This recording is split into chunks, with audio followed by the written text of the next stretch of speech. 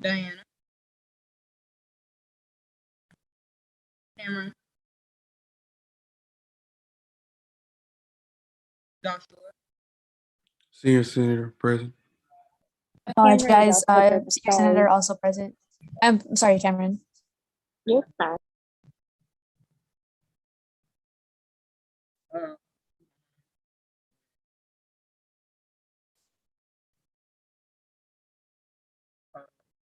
right. Joshua, did I already call you?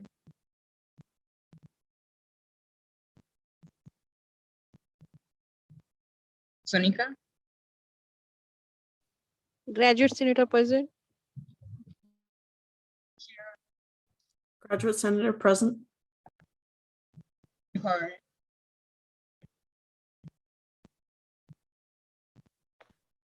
Tyler, Commuter Senator present. Commuter Senator present. Jasmine, Residential Senator present. Janaya, Tim, Presidential Senator present. Azariah, Large Senator present. Elijah, Mara, At large Senator present. Jeremy, Mason, Leslie, College of Arts and Sciences Senator present. Kalani, Kennedy. All right, and that proceeds the roll. Sorry, I didn't hear you. It was breaking up, but Health and Human Sciences Senator present. Thank you. Hello, this is Elijah King. I didn't hear much of that list, but at large Senator present. Yes, I saw y'all. I'm so sorry if I broke up there. I see you, but if you just send me a private message and I will have to for you. Didn't hear your name.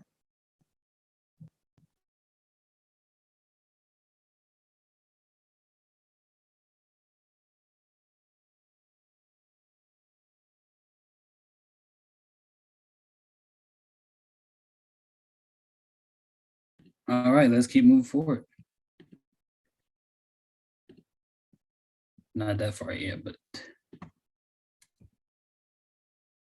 can I get a motion to approve the minutes? The minutes were sent out by Alani earlier today. Mara, Motion to approve the amendment of minutes. Sorry. is there a second? I'll second. Second. All right. Approve of the agenda. There has to be some amendments made to the agenda. Notably, the finance literacy presentation will not happen today. And election timeline was added to the new business. Can I get someone to approve those two changes to the agenda? Azariah.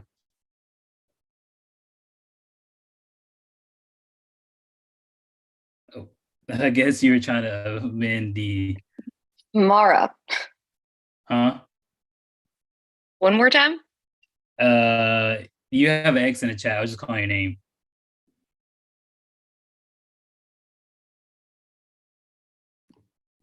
I think Azariah was trying to make a second. Mara's one for the X. Oh, My bad for okay. speaking. Elijah. I was just putting the X in there for a second, that's all. Okay, well then Mara. Motion to approve the agenda. We gotta amend the, can you say motion to amend the agenda to those? Motion to amend the agenda, sorry. You're good, oh, you're good. Is there a second? Second. Second. All right, now I need a motion to approve the agenda. David, Motion to approve the agenda. is there a second? Second. All right, we're moving forward. we're skipping that. Today we have Brenda James here as a guest speaker. I'm going to stop sharing my screen and give her the floor. Thank you for coming, Ms. James. The floor is all yours.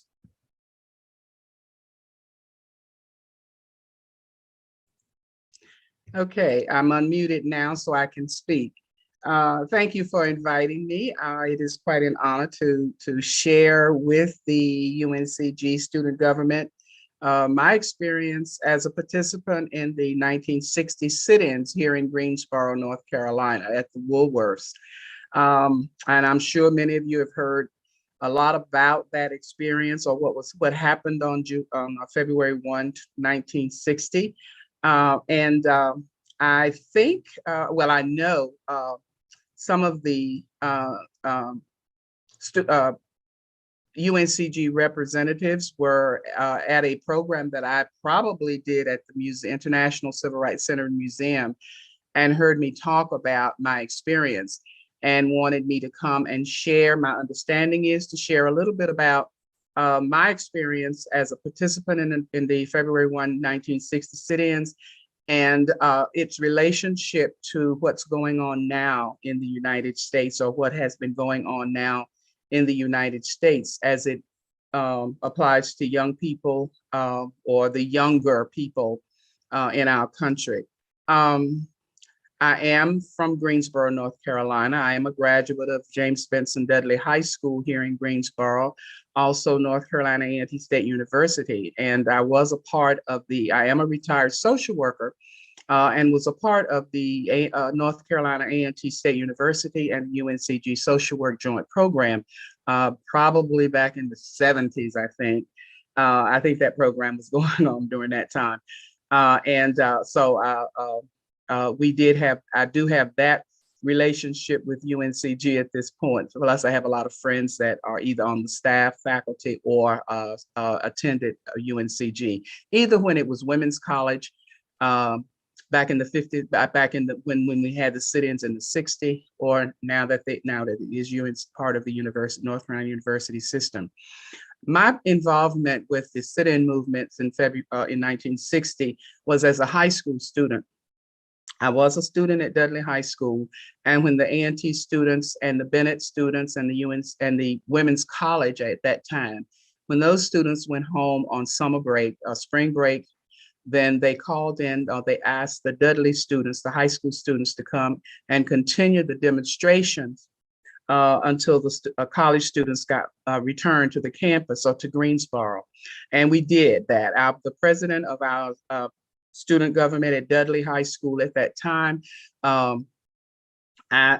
organized us, and we continued the march. So our participation not only was with the A&T 4 and other students, but it was also, we did carry it on during the summer, during the spring break into the summer until the Woolworths and Cress's and several places, restaurants and places downtown were integrated or desegregated, let's put it that way. My involvement, I did not sit at the counter because of with the potential danger. We were told that we were advised that not to come and actually sit at the counter, but we did march, and I was a part of that. And most people will ask, where were you arrested? Well, back in the 60s, they didn't know what to do with high school students, that many high school students. We're talking about several hundred high school students that were marching, and they didn't, the jails or the police officers, they really didn't know what to do with us. So they referred to us as being detained, not arrested, but detained. So I don't have a criminal record, but I was detained for several days here in Greensboro at the National Guard Armory. Some of us were taken to the National Guard Armory. Some were taken to the polio hospital at that time. Some of us were taken to other large facilities until the city until Greensboro figured out what to do with us. Those were times when as Fannie Lou Hamer says, you know, you're tired of being tired. You're just tired of being tired.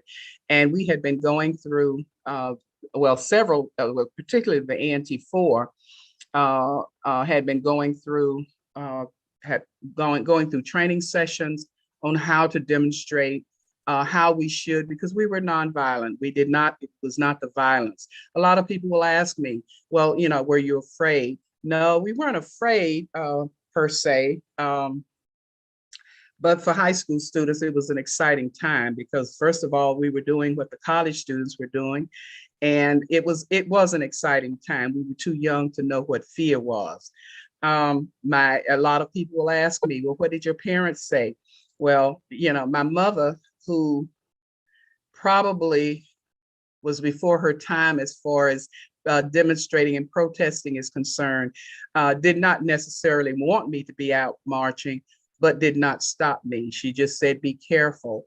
If you see yourself or if you see things getting out of hand, you know, you come home or you leave. Don't stay in, don't get into any trouble.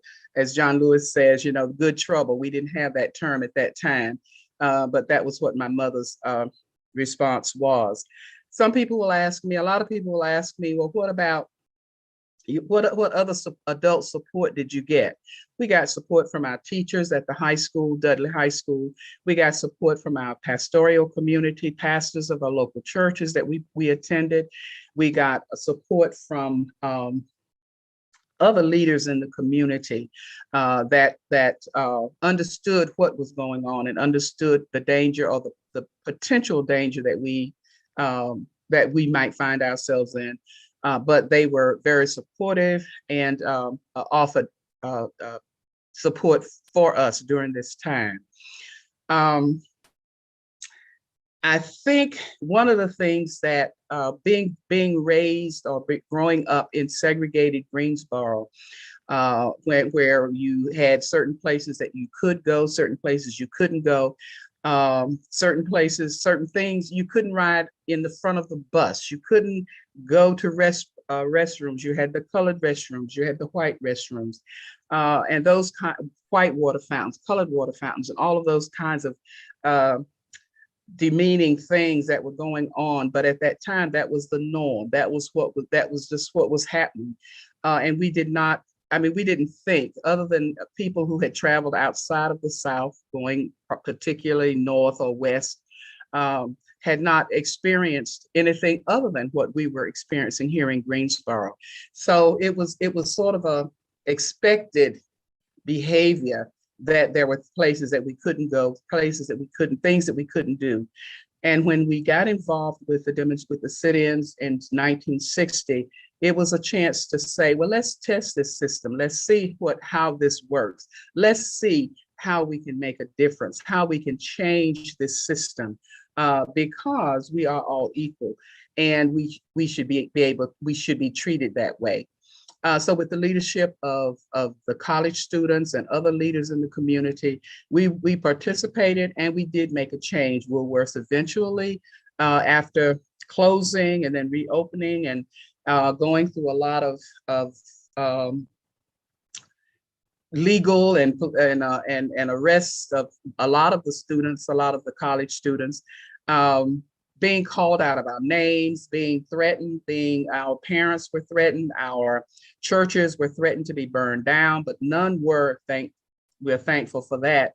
No churches were burned at that time, but we were threatened with those kinds of behaviors or those kinds of activities. So we made it through. And as we say at the museum, the International Civil Rights Center Museum, it spread like wildfire. After after February 1 in Greensboro, it spread to your Winston-Salem, your High Points, your Durhams and other cities in North Carolina, and then it spread throughout the South. So we were sort of we can't say we were the beginners. We began the sit-ins because there were sit-ins several years before 1960, but I think ours was the most meaningful because it caught on, it spread, and I think it got media attention, which back then was unheard of to get the kind of media attention we had. And we didn't have Facebook, we didn't have social media, we didn't have cell phones. So it took several days for the information to get out as to what was going on in Greensboro at that time. But the word did spread, the word did get out. The newspapers from all over the country came and covered it, which was unheard of in Greensboro. And so that's how I think the notoriety, the information spread so fast in the 60s. Now you have instant reporting of what's going on. You can actually see it as it is happening, which was not the case in 1960. A lot of people will ask me, well, how do you compare what happened on February 1, 1960 to what's happening now with demonstrations? And I have to admit, there are some similarities. Number one, young people are the leaders of these demonstrations now. When I look at it on TV or read about it, I see young people out marching and protesting and demonstrating, which is what happened in 1960 and beyond. So that's the similarity. The difference is the size. There are many, many more people out there marching now and protesting now. And the cause is much different. Now we're talking about police brutality. We're talking about other kinds of brutality, whereas in 1960, it was just the right to eat or to sit or to go into or shop in particular stores is how it began. So there are some similarities, and there are also some differences. I think young people are very important to the movement. I think young people, because you have the energy, you have the technology, you have the ability to be more mobile, and you have traveled more than we had in 1960. Many of you have gone out of the country, out of the United States to other continents, to other countries. And in 1960, for African Americans, that was not necessarily the case. So you have experience, you have been exposed to a lot more than we had internationally and nationally. So you see how things are done in other countries, in other cities, in other states, where in 1960 we were just probably, other than for the televisions and newspapers, we only knew what was going on here in Greensboro. As the college students were coming in from different places around the country, they were bringing with them behaviors from where they lived. And they found it when they got to Greensboro that things were so different. They could possibly have been able to go to places, eat wherever they wanted to, drink water out of any fountain that they wanted to, those kinds of things, and sit anywhere they wanted to on a bus or a train. But when they got to Greensboro, and I'm saying Greensboro because that's my focal point, they were as soon as they got here, they were told, you can't do this, or you can't drink out of this water fountain, or you can't go to this restroom, or you can't sit in the front of this bus or a train. And this was unacceptable. And the four A&T students, and two of them were from Greensboro, born and raised here in Greensboro, Isaiah Blair, who is Kazan Gabriel now, and David Richmond, who is deceased now, but they were born and raised in Greensboro, and they had just graduated from Dudley High School the year before they did this, or the year that they did the sit-ins downtown Greensboro. They graduated from Dudley in 1959. And were freshmen at A&T, which was very young. They were 17, 18, 19-year-old young people. And now we see those age groups still demonstrating, still marching, and still being a force to be reckoned with in our society. And I appreciate that. I think that's a wonderful sign. I love young people. I love working with them. They ask me now, Ms. James, are you going to march? And I know my marching days are over, but I will support you all the way. I will do whatever I can behind the scene. But I'm thinking now is I may go back out, but I doubt very seriously whether I will. But those are the kinds of things that my experience with the sit-ins has been about. And people will ask me, how did what happened in 1960 or your involvement with the sit-in, how did that how did those activities or those demonstrations sort of determine what my career goals would be? Well, I wanted to be a teacher for a number of years in the public school system, and I taught school for a number of years, but then I wanted to do a little more. I wanted to be more active. So I went back, got my degree in my master's in social work, and became an advocate for people who were underserved in the Greensboro area, or not served at all in the Greensboro area. I have lived in other places. I've worked as a social worker in other states, but I always came back to Greensboro because this is my home and this is where it all started. I tell students now, those that are coming in from other states who are students at the university level, I think we all have a responsibility to have a purpose for being on this planet. And that purpose, we need to fulfill that purpose. You need to discover what your purpose is or why you're here, and what can you do to make a mark on the time that you spend on this earth. And as students, particularly college students or university students, I think it's your responsibility. I think it's your right, it's your responsibility. And I think you are capable of making many, many changes in our society that needs to be made at this time. Some of us are pioneers. Some of us set the stage for you to take your place in this society. And many of you have. I know. I don't know all of you. I don't know all of you on this Zoom meeting, but I'm sure you've done some things because you're a part of the Student Government Association. So that's a change agent for your campus.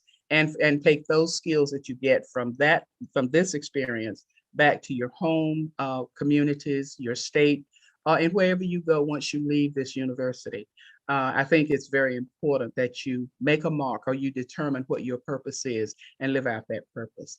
I'm going to stop now because I looked at your agenda and you do have a very full agenda, and I'm not going to take up a lot of your time, but if there are any questions or anything that you would like to ask me, I'll be glad to answer. And then if there are none, I will turn it back over to your president.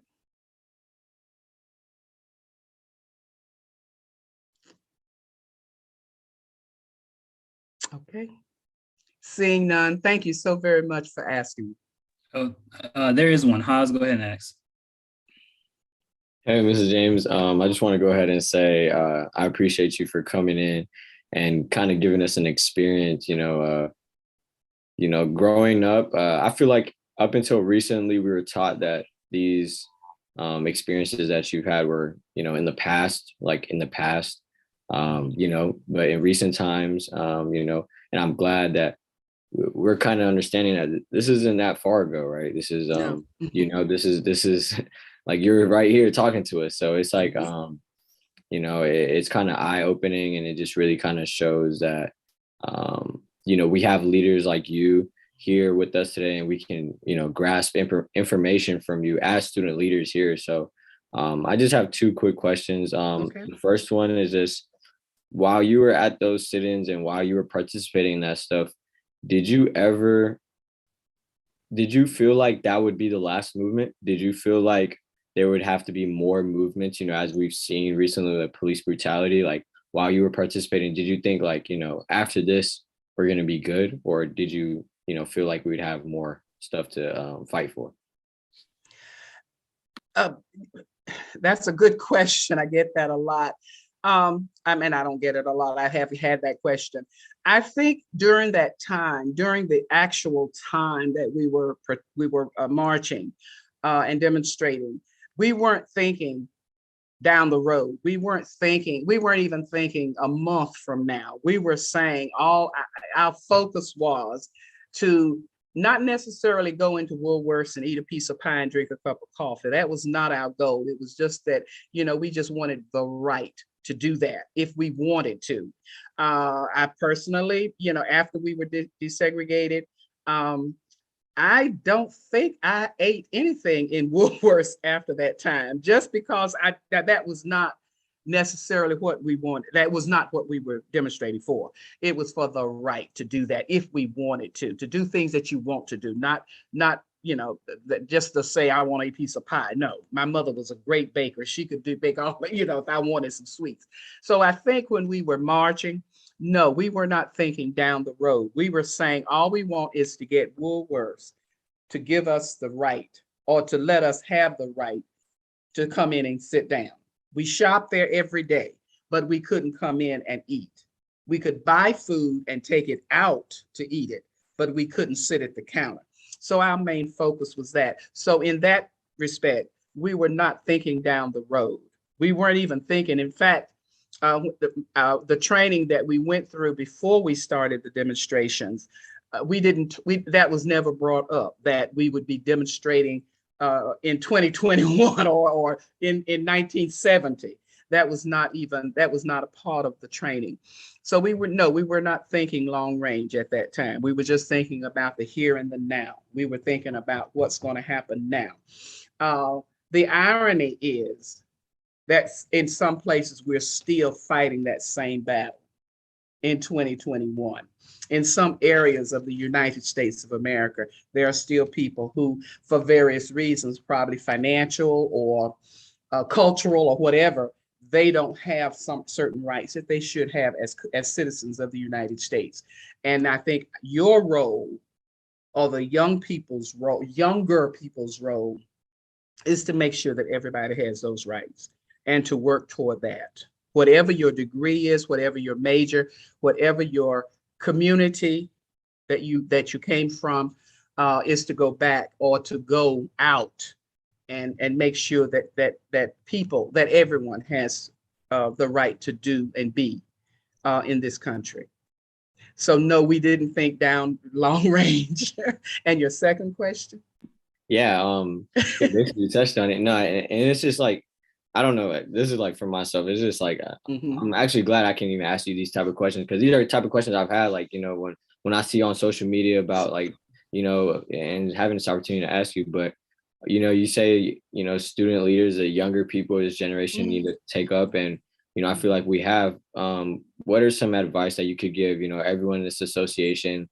Some concrete advice, to maybe those who may be scared to go against the norm that we might think is normal, or to do research and find areas where people don't have these rights. Like, what are some advice that you can give us so we can help take action for our communities? My advice to students now, or to younger people now, would be to find whatever your passion is. Find what you feel, what you feel is what you're uncomfortable with, because people are uncomfortable with different things. And I can't say that everybody has the same passion for things.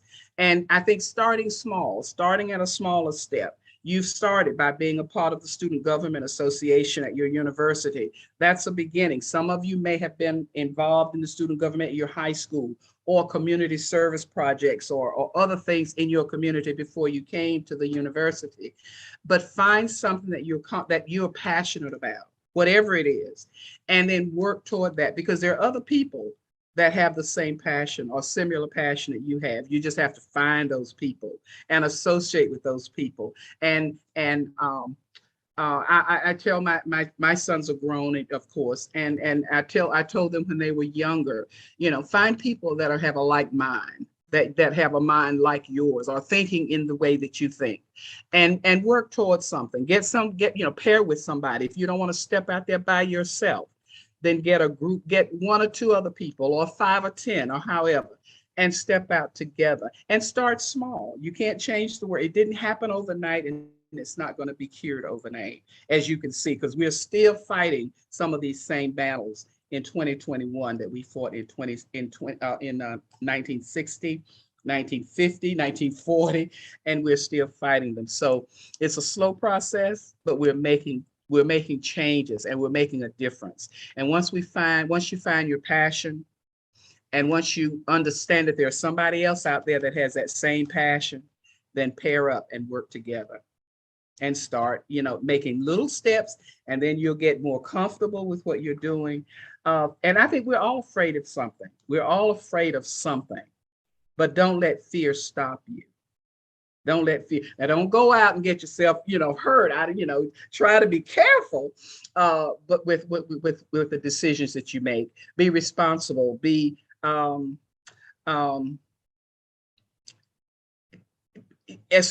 because there are consequences to all behaviors, and you want to make the best choices that you can.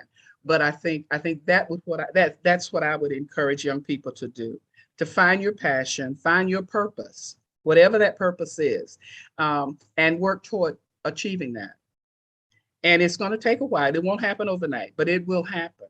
And then it may lead to other passions that you hadn't been exposed to, or hadn't been exposed to you, that you might make a difference. And I think the fact that you're in a university system is a plus, because there are a lot of young people out there that are not in a university system, and they have as much knowledge or as much brain power but they haven't been given the opportunity to do those things. And I won't even get into the prison system. That's a whole nother meeting. But we have young people out there with all kinds of gifts and talents that are not being used, are not being recognized or utilized.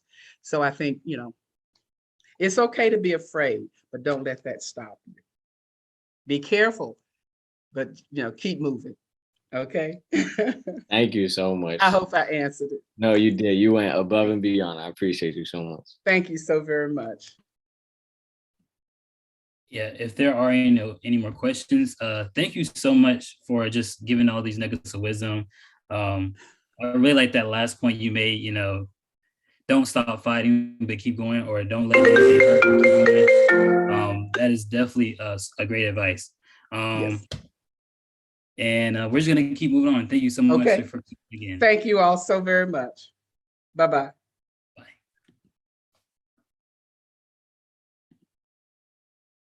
All right, we have student forum. Any students present and wishing to speak may speak at this time. HCA members may respond, but can only bring up new topics during senator forum. I'm gonna go check the YouTube, see if there's anything there.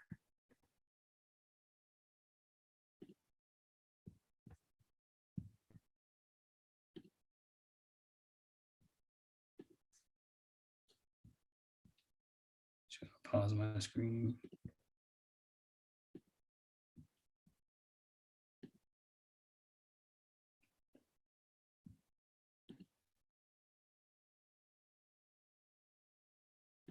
Looks like there are no concerns on the YouTube.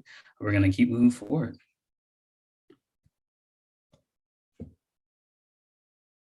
So, old business.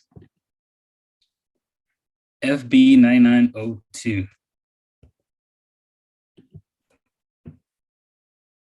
Riley, would you like to come and speak? We can motion to view this as read, since it's already been read. This is a second reading if you would like.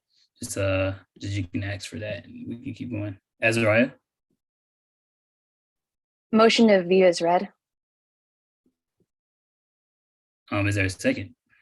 Second. All right. I don't know if this has actually been read yet. Yes, this is the t-shirts. We read it last week. Oh. I yield my time to Haas. All right.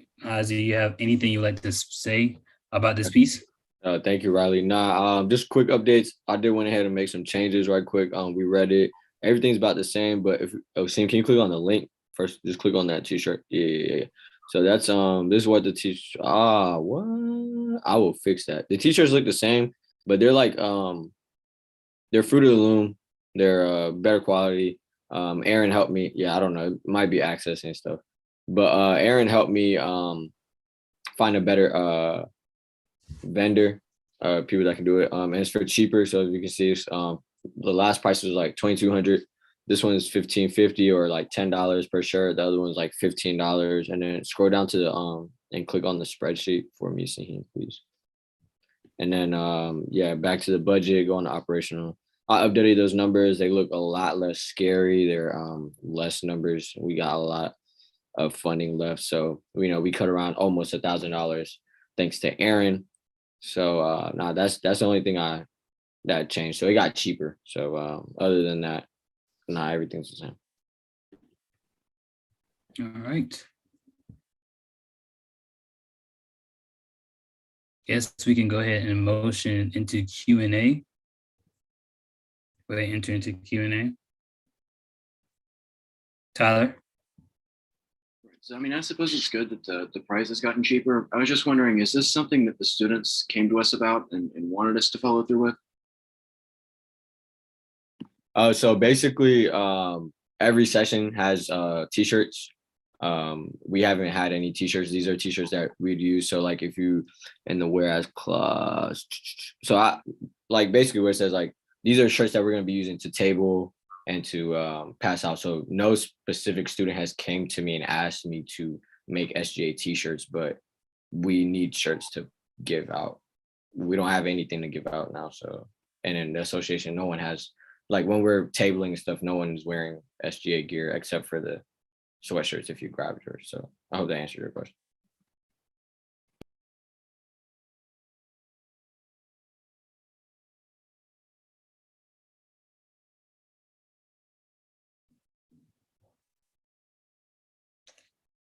If there are any questions, if any more questions, I can entertain a motion to move into discussion. Mara, Motion to move into discussion. is there a second? Second. All right, we're now in the discussion, a 5-minute period of discussion. At this point, anybody can speak if there's a point that you would like to fix. If there is no discussion, I can take a motion to move into voting.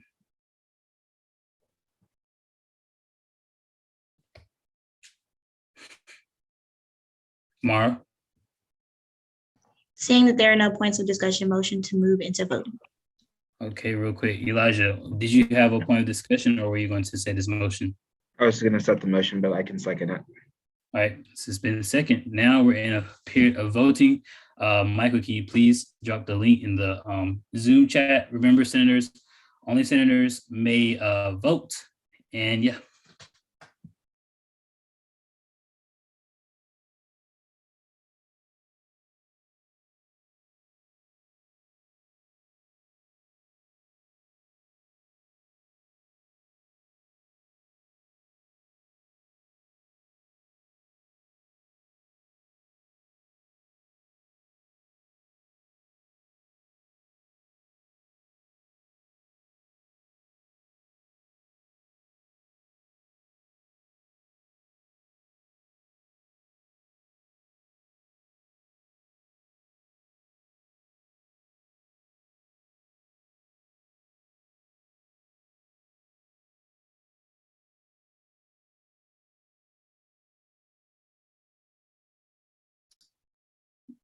That's the wrong link. Did you send the correct one out yet, Michael? Yeah, I'm about to drop that in the chat. My fault, y'all.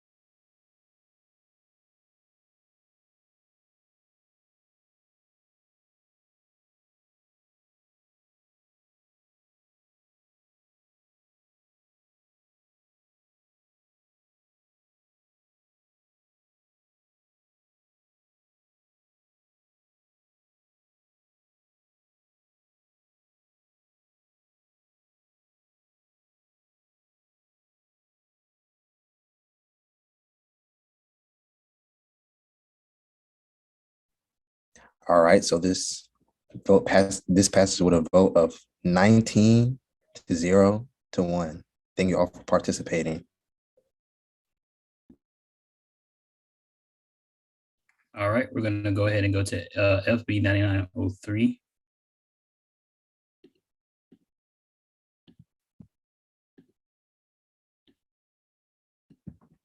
All right, Mara. Can I motion to view as read? Yeah, you just asked for a second. Sorry. Okay, any seconds? Second. Second. All right. Now we're in a period of Q&A. If there are any questions, just put an X in the chat. Tyler. I know we may have covered this in the legislative committee, but I just wanted to make sure again, is it for certain that we need the licensing fee, or is it a possibility that we could just show it for free? Can you give your time to me, Mara? I yield my time. Yeah, Aaron said it. So yes, we will need a license fee. This is a social setting. So basically, if you're showing a video or anything, movie for like a class, it will be free because it's like for a class setting. However, since this is a social event, we will have to purchase the licensing fee. Hope that you understand. That was clear. It's also required by law. So yeah, we do not want to go to jail. Eli. Hello, and just as a follow-up to Tyler's, actually, no, not as a follow-up, I just remembered his question. But is this movie available to all students around campus, or is it just a private showing for Black Student Union? No, it's open to all. All right. Can I ask a follow-up? Yeah, go ahead. Yeah, you can ask it. Okay, good. And is this, is it being advertised to all students on campus? Actively being advertised to all students on campus? Yes. Well, I'm gonna answer the question. Mara, can you hear your time? Actually, no, Mara, you answer the question. This is your bill, your organization. Yeah, I was gonna say on Spartan Connect, we have it open to all students. There's nothing in the description that like excludes anybody. We also made a post like on our SGA page. Black Student Union has reposted it, but it's not only for Black students. We want everybody to come. We want it to be a good turnout. So tell any of your friends of any organization or any student on campus. So yeah. Thank you.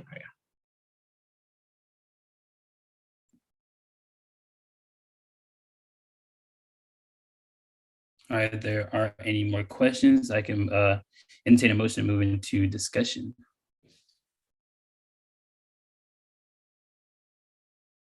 Can someone yield their time to Alexis?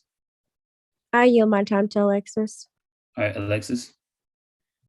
Thank you. I just wanted to point out people seem to be worried about this being some kind of exclusive event. I think these events end up being exclusive because people see Black and go, oh, I can't go to that. That's just for Black people. But it's important for people that are not part of groups that are like hosting events like these to go for education and stuff like that. So if y'all are talking about like other students being included, actively like let your friends know that they can and should come and promote it yourselves. Like tell people that aren't Black, hey, this is like an event that you could go to learn, support Black people, et cetera, et cetera. I think these events end up looking segregated or something because of who decides to show up, but that's not the case. So we can like actively challenge that. Great point. Great point. Thank you.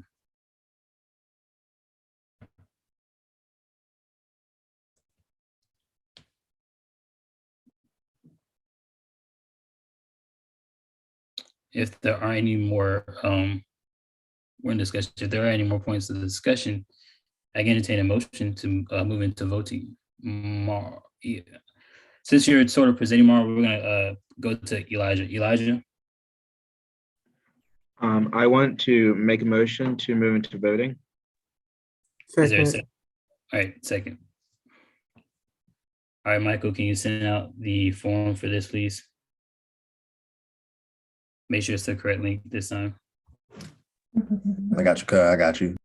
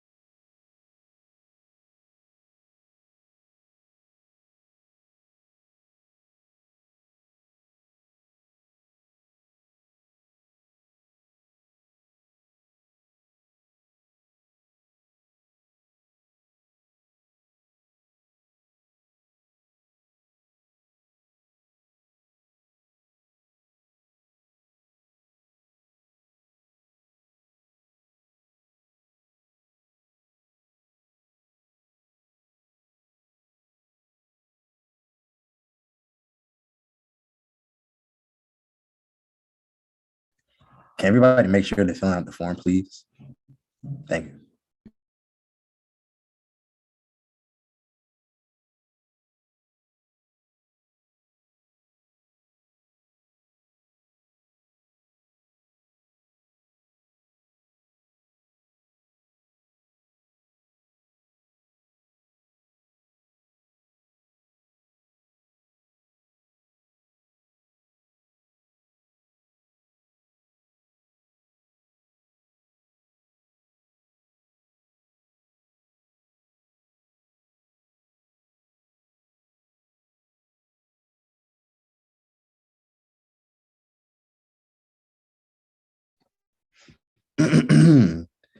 Finance Bill 9903 passes with a vote of 17 to 2 to 0.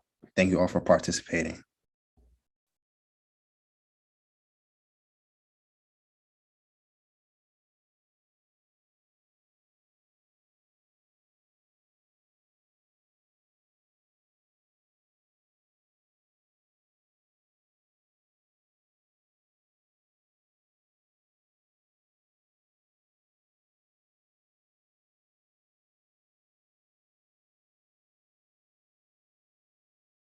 Y'all couldn't hear me. Sorry about that. Moving on to SR 9906, Azariah. Thank you.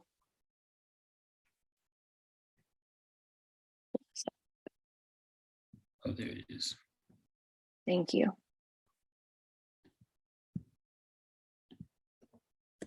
All right.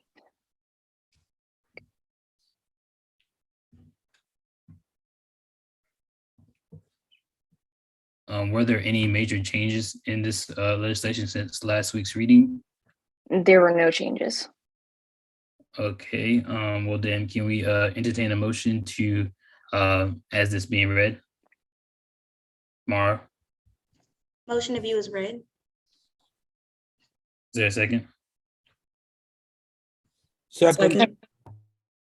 All right, Elijah. I was just gonna go second it. Okay. Since this has been reviewed as read, we're now in the period 5-minute period this Q&A. If there's any questions, please put an X in the chat.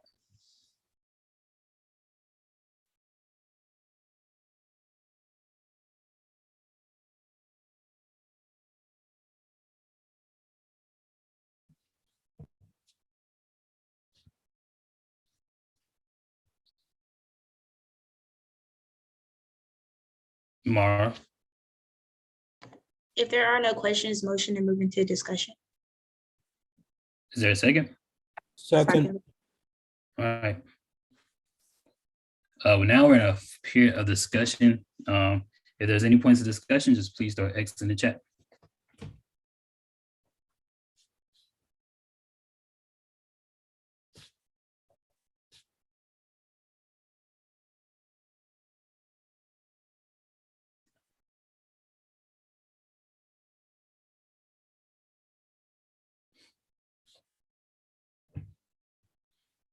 Elijah, I wanted to make a motion if there's no more points of discussion, motion to move into voting. is there a second? Second. All right, Michael, can you please send the form out?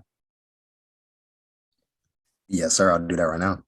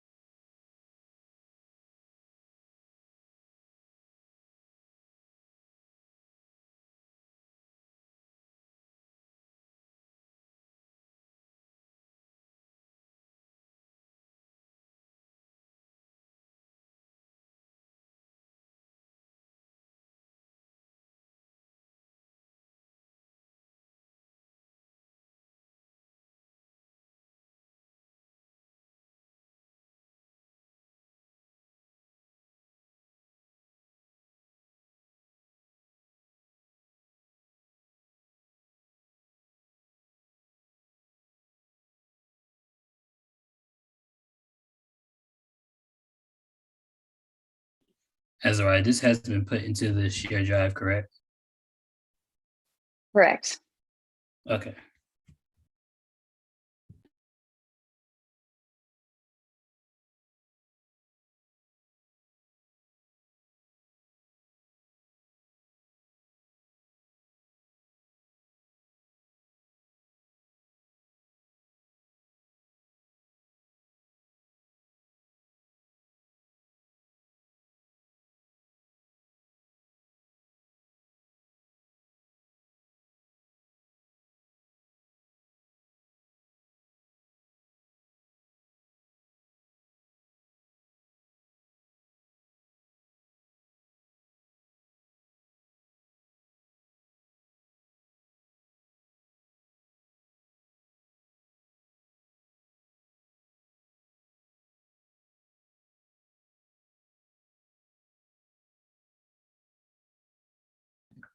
Once again, if you haven't filled out the form, can you please do that already? Thank you.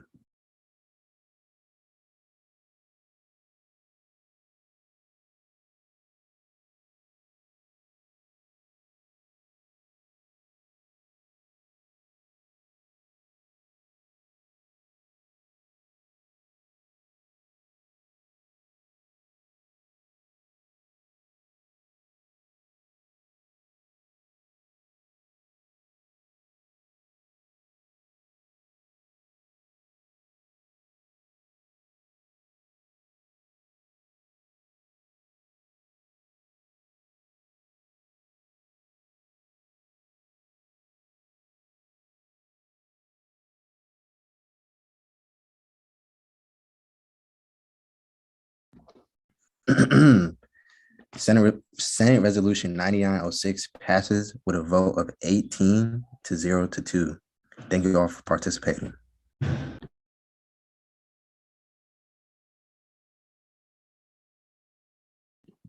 right. Moving on to new business, executive/legislative reports.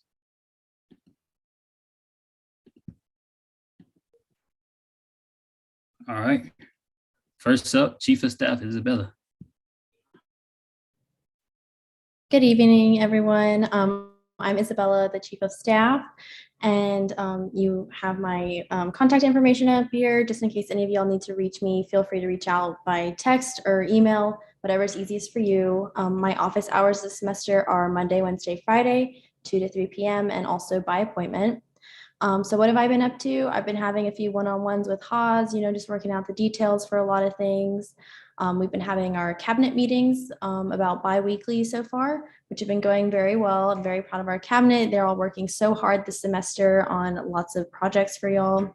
I also met with Paige this week to talk about her Safety Week initiative, and I'm pretty sure she'll cover more of that later. I've also been managing the Student Government Spartan Connect page and handling tabling requests as well. I've been setting up the SGA 99 calendar. So if you haven't sent me your office hours yet, please go ahead and do that as soon as you can. But that calendar is going to include all the SGA events, office hours, and recurring meetings, all that kind of stuff. So you all have access to that. Just on the personal side, I've been doing my public health internship, which has been keeping me really busy, studying for the CHES exam and looking for a job for post-graduation.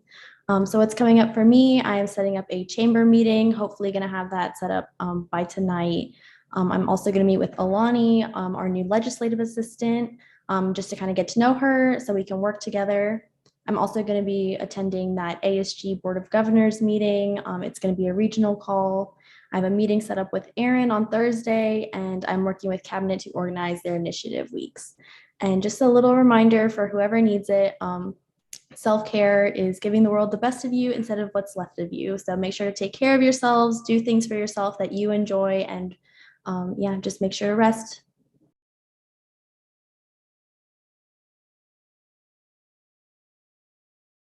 All right, Sierra.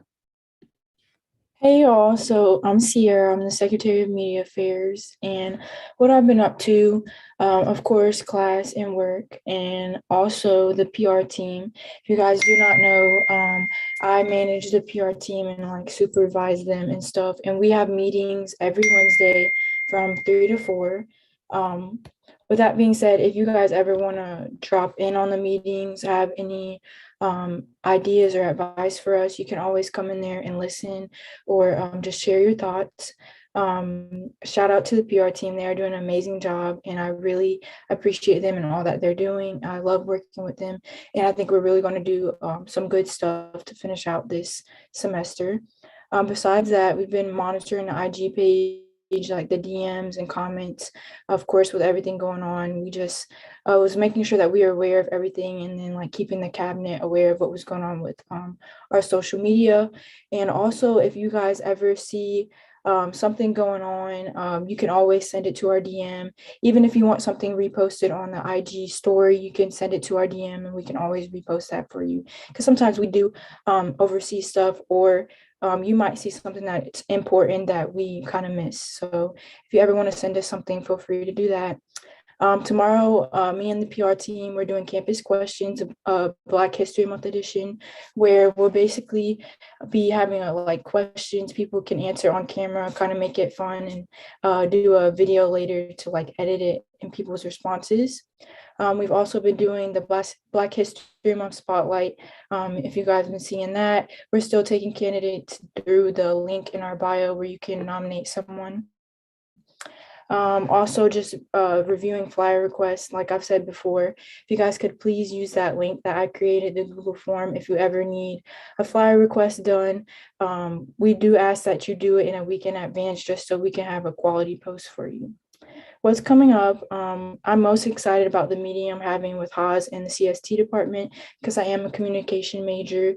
We're meeting just to collaborate and have some ideas of how they can help us and better the Instagram page and website and stuff like that. Also editing the campus question video that we're doing tomorrow. And then also Key, she put in a flyer request for the EUC blood drive that's coming up, I think, in April. So shout out to her for doing that very early, so that me and the PR team will have a good amount of time to put a quality in post and get to advertise and stuff. So thank you, Key, for just keeping up and doing things early. I really appreciate it. And the pictures that I have on the slide are just, I celebrated my 21st birthday in February 1st. So I had a lot of fun, and thank you all for the birthday wishes. And then those are just some flyers I did. If you ever have anything that you want me to post, feel free to reach out to me, or if you have any ideas for the Instagram page, don't hesitate to reach out to me. All right, thanks.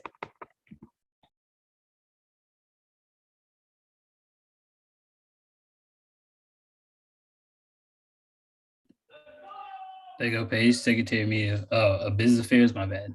You're fine. Hi, everyone. So I'm Paige. I'm the Secretary of Business Affairs. So if you ever want to get in contact with me, my email and my phone are below, as well as my office hours. So I'll be available Tuesday and Thursday from 11 to 2 in the Super Lab in the library. So just come see me. And yeah, so what have I been up to? So I've been planning Safety Week, which is going to be on February 28th through March 3rd. I've also been meeting with our lovely SGA members, just trying to get some of those details together. I also met with Aaron, our new SGA advisor, so that was cool. Also been attending executive cabinet meetings. I've been conducting meetings with dining just for any like feature events. I've been doing Pearson internship work.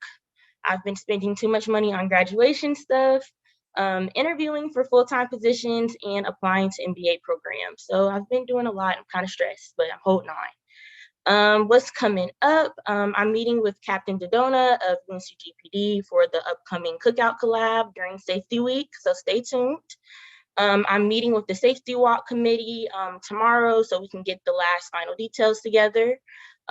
Safety Week and spring break. And I also have the same quote that I had last time, but it still applies.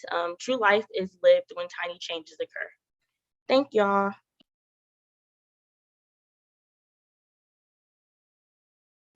Secretary of Academic Affairs. Why do I keep want to say media? I apologize, everyone. Hi, everyone. I'm Awa. I'm Secretary of Academic Affairs. My pronouns are she, her, hers. My contact information is, my email's right there, my phone number is there. And I don't have office hours as of right now, so you can always do them by appointment. So I have currently, I have a recap for the APRC committee, which is academic policies and things along those lines. It's a committee, and within that committee, we've been talking about there's a problem with the 36 credit rule. So basically, for students, for transfer students, when they reach a 300 level class, they have to take 36 credits or more. And this is a problem for transfer students because when they come into UNCG, they have to take more classes than they're initially supposed to. So instead, they're trying to create this program where they only have to take 120 hours, which is the normal amount that regular students have to take instead of having to take 30 additional hours when they come over here. And they're trying to meet up with Provost to talk more about that stuff. And there's also other programs that they have created, which is basically that students can only retake a class 3 times. That can help students within, if they are failing a class, to seek resources and stuff like that. And if you want to know more about that, please contact me about that. I've also been talking to Brianna, which is the Resident Hall Association, a person from the Resident Hall Association. She's the president. We've been talking about printer accessibility within dorm halls and trying to get each dorm hall to have printer accessibility. I've also been meeting with Riley and also Eli. We've been working on SR 9907 to work on religious accommodations. What's coming up is my academic policy week. So basically within the executive cabinet, we've been working on different weeks. And within my week, I'm working on trying to emphasize academic policies within campus and trying to get more students resources. So within this week, I have Minerva Academic Curriculum, which is basically students will come in and be able to learn more information about everything that's going on within campus, and also got to talk to the Academic Achievement Center. They help with tutoring, they help with different things. And also MAC will be there too as well. And students will take trivia questions and basically learn more about what MAC is. If you guys don't remember, MAC presented the last semester. And then I have a resume building workshop with the Career Professional Development Center on March 15th, which will give resume tips. This will be through Zoom and everything. And then there's an interview speed dating where students will be able to do different interview methods. There's one through Zoom, there's one in person, and there's also one through a website where you can also answer pre-requested questions that you can look at. And then there's also going to be Academic Achievement Center Tabling Day. If you want to volunteer for any of these days, please contact me. I need to know like how many people are going to attend these events. So if you do want to attend these events, let me know. But yeah.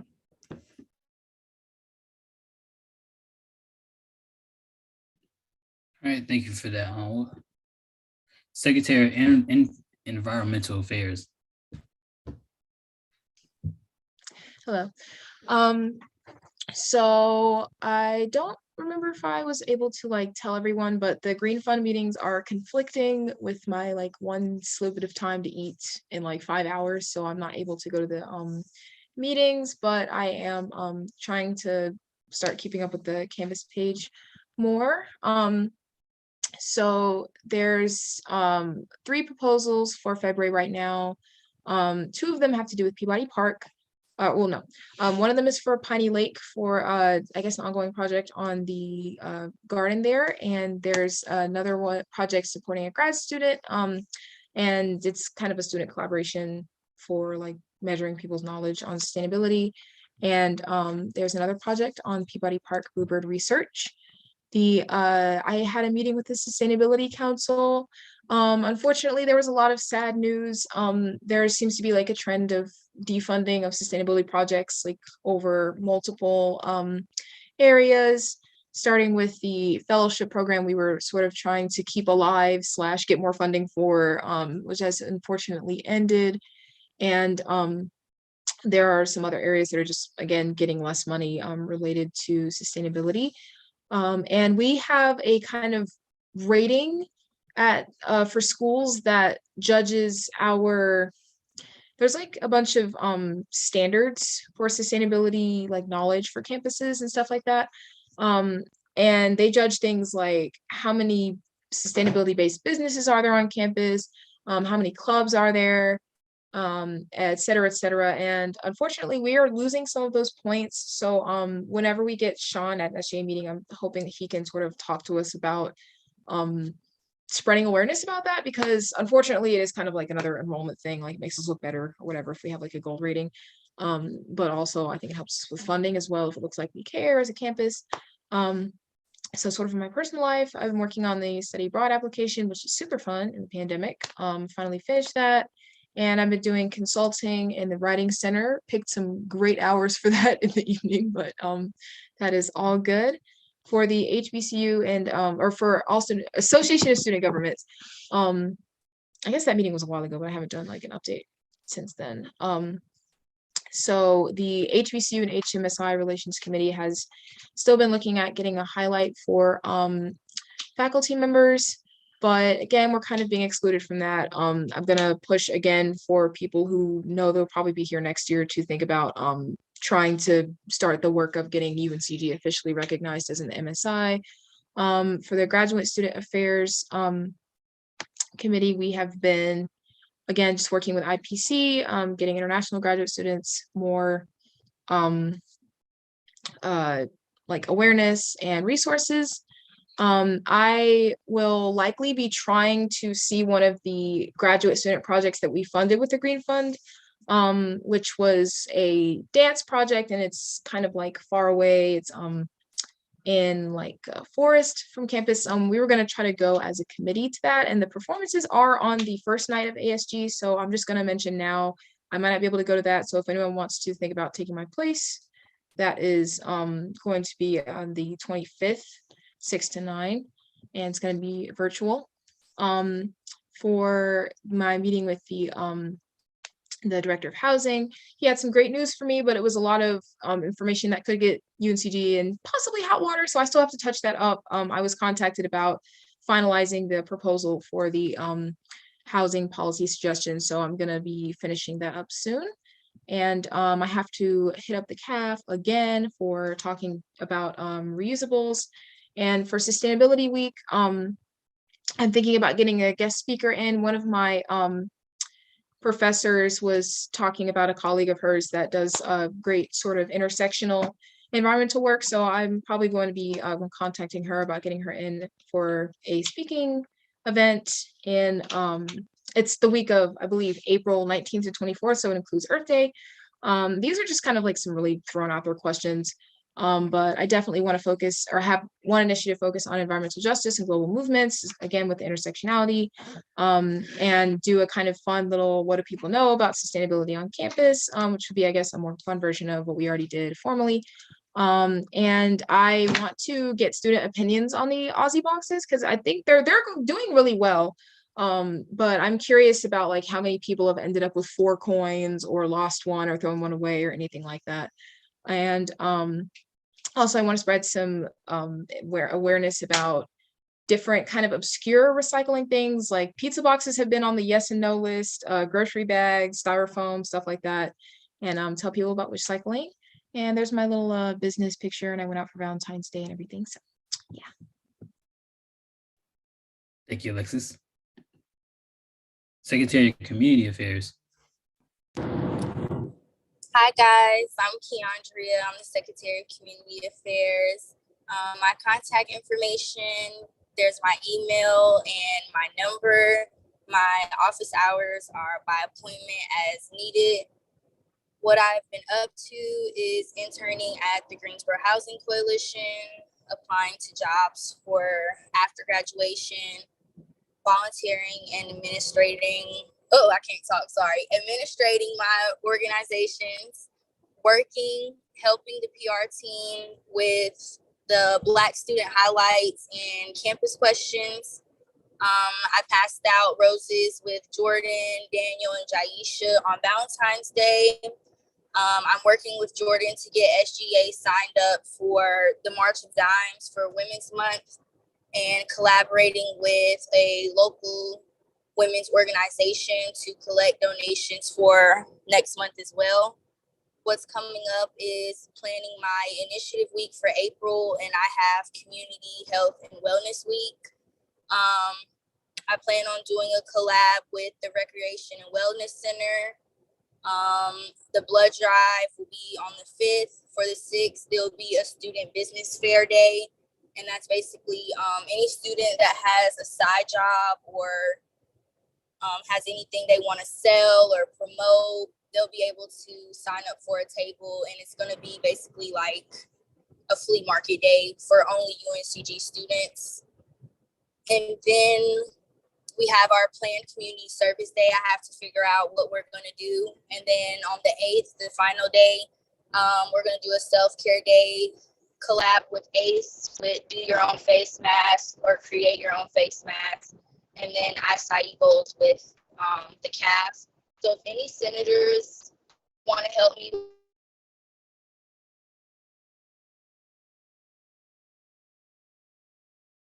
Okay, I think you're lagging out.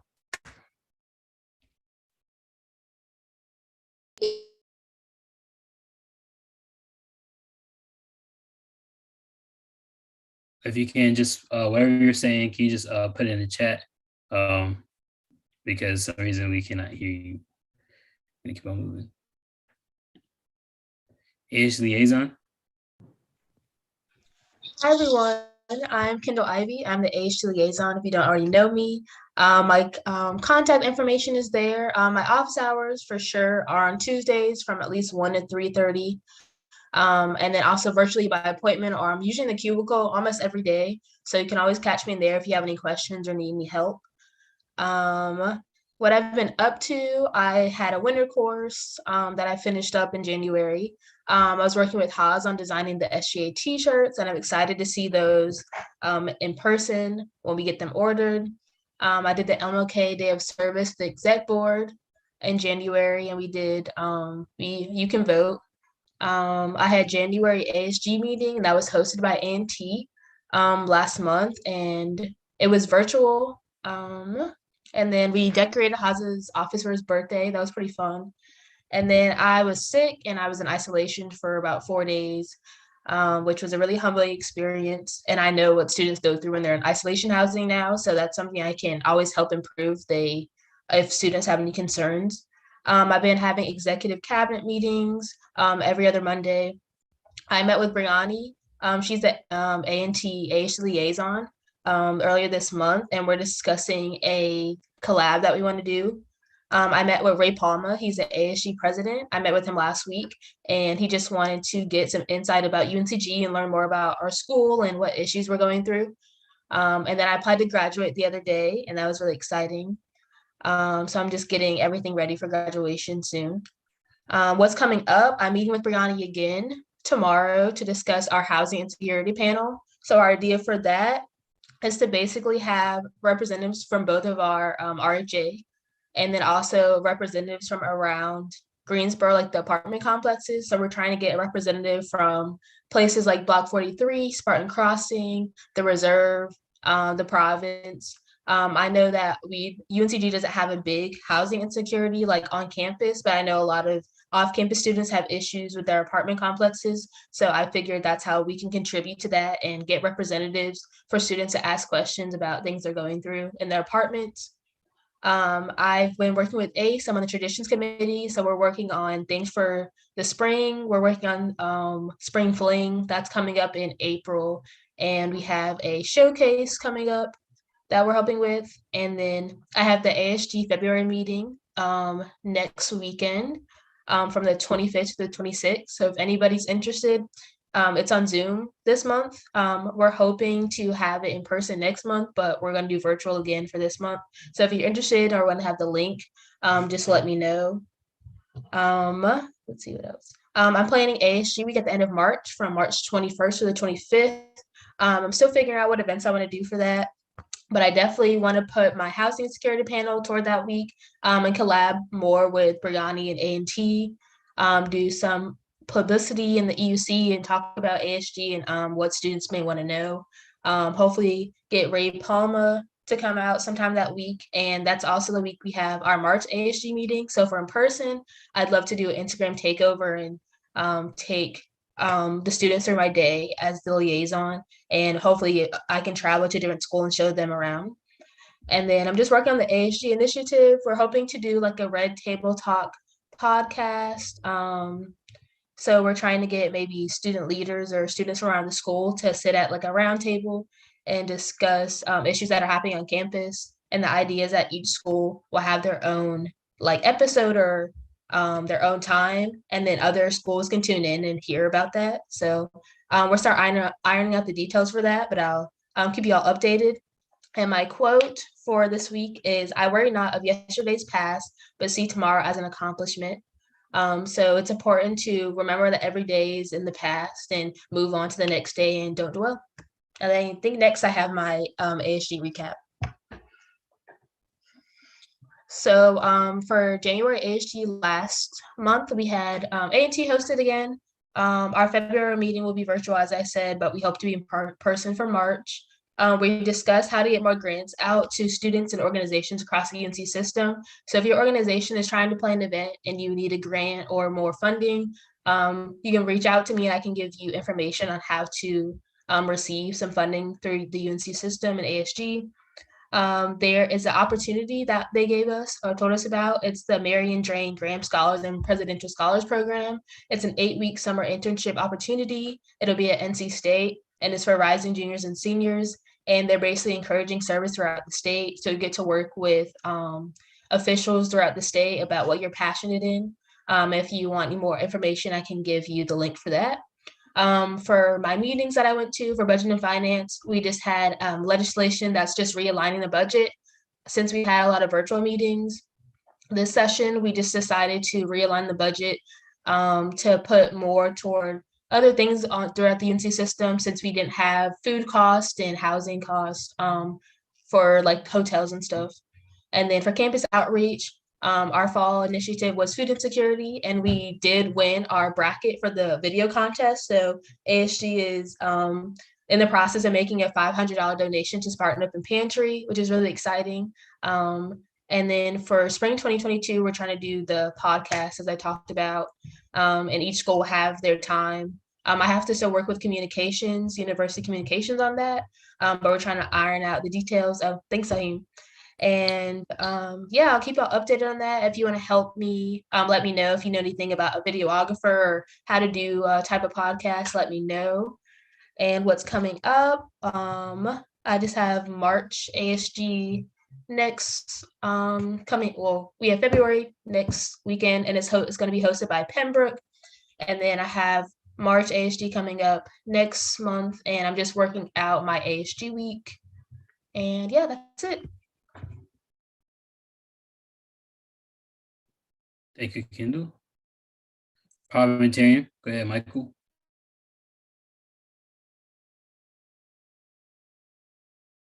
So what? Yo, what's good, y'all? I'm Michael. So if y'all don't know me, so what I've been up to, grad school applications, I was really busy with that like a couple of weeks ago. Then for my fraternity, Phi Beta Sigma Fraternity Incorporated, we just had our charter week. So we had a program full of events. In the picture, I don't know if I can see it. It's in the corner. We had a mental health talk, and that was a really good event. Just basically like a big rant session that we had, and it was very productive. What's next? I have charter day for my business fraternity, Alpha Kappa Psi. That's coming up this weekend. And then I did get my grad school decisions today, so I got into the programs I wanted to. So at this point, it's really just, deciding what school I want to take my talents to, and then just wrapping up this last semester of college, and then, see if I got any spring break plans. I usually don't do anything, but, maybe this year I might get something popping, but that's really all I got for y'all.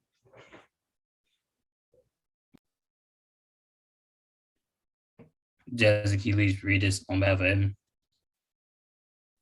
Yes. So,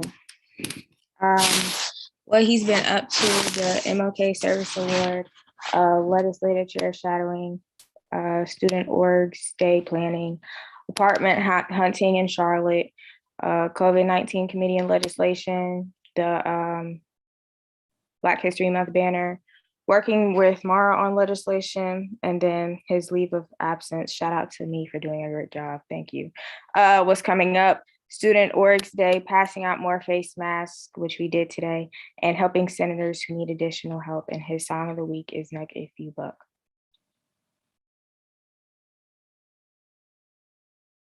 Leslie. Hello, everyone. There is my contact information as well as my email and my office hours if anybody would like to meet. So some of the things that I've been working on is the committee for initiatives in the upcoming months. In the coming semester. I recently had my one-on-one with Saheem.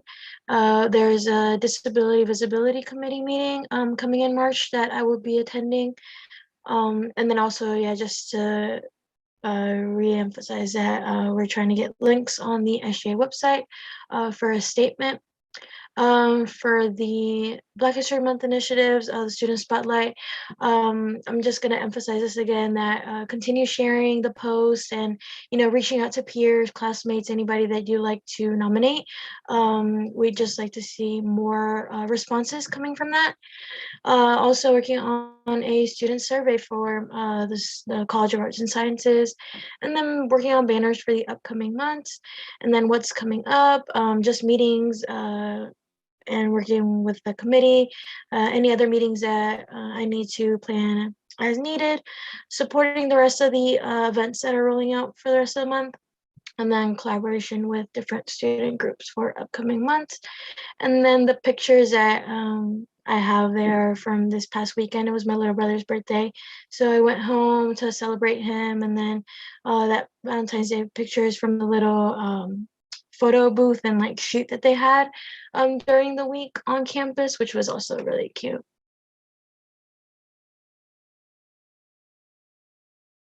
Mason isn't here, but he's been up to the spring 2022 allocations, and what's coming up is his bi-weekly meetings to go over travel allocations. So please, students, make sure you're telling your constituents that if they have, they fall into the certain guidelines for our travel allocations to receive money, please do so by doing the travel allocation forms that they can find in Spartan Connect. I believe that is everyone, yes.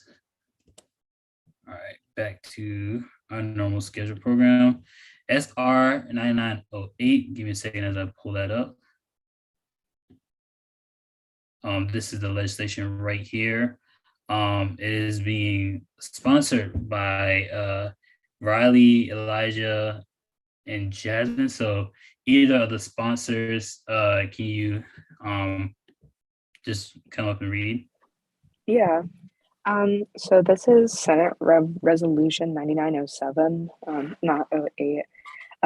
It's billed to be entitled Resolution to Provide Meal Accommodations for UNC Greensboro Students During Religious Observance. It was authored by myself, Elijah King, and Awa Mbai. This is the first reading. So, Section 1. The Student Senate of UNC Greensboro Student Government Association adopts the following resolution. Whereas, prior to the previous school year, UNC Greensboro Fountain View did not accommodate all students participating in religious observances. During periods of religious observance, students were forced to look for dining options outside of UNC Greensboro's meal plan. And whereas students participating in religious observances often found difficulties with accessibility to dining options on campus within their meal plan. Students' accessibility to funds to find dining options were already limited prior to the school year due to the active pandemic. Students who practice certain religious observances often have to change their dietary habits, such as fasting and. Whereas Fountain View is now providing breakfast and dinner meals for students through sign-up options via the Spartan Card Office. Breakfast meals include scrambled eggs, thyme roasted potatoes, fruit, roasted tomatoes, oatmeal, and sausage gravy biscuits. Dinner meals include vegetables, fruit, assorted meats, pasta, and water. Students receive a reusable to-go container from the Moron Commons through the sign-up option. And whereas students who participate in religious accommodations need to be provided with their nutritional meals during these religious observances. Those provided outside of UNC Greensboro can be costly and may not provide the expected nutritional value. Therefore, be it resolved Upon passage of this resolution, the Student Government Association of the University of North Carolina, Greensboro will ensure that Fountain View Dining Hall will provide adequate meals for students during religious observances annually. The Student Government Association will correspond with Fountain View. Lost my spot. Through Fountain View through leading the initiative for the accommodations annually. This will help successfully fulfill students' needs with nutritional options during religious observances.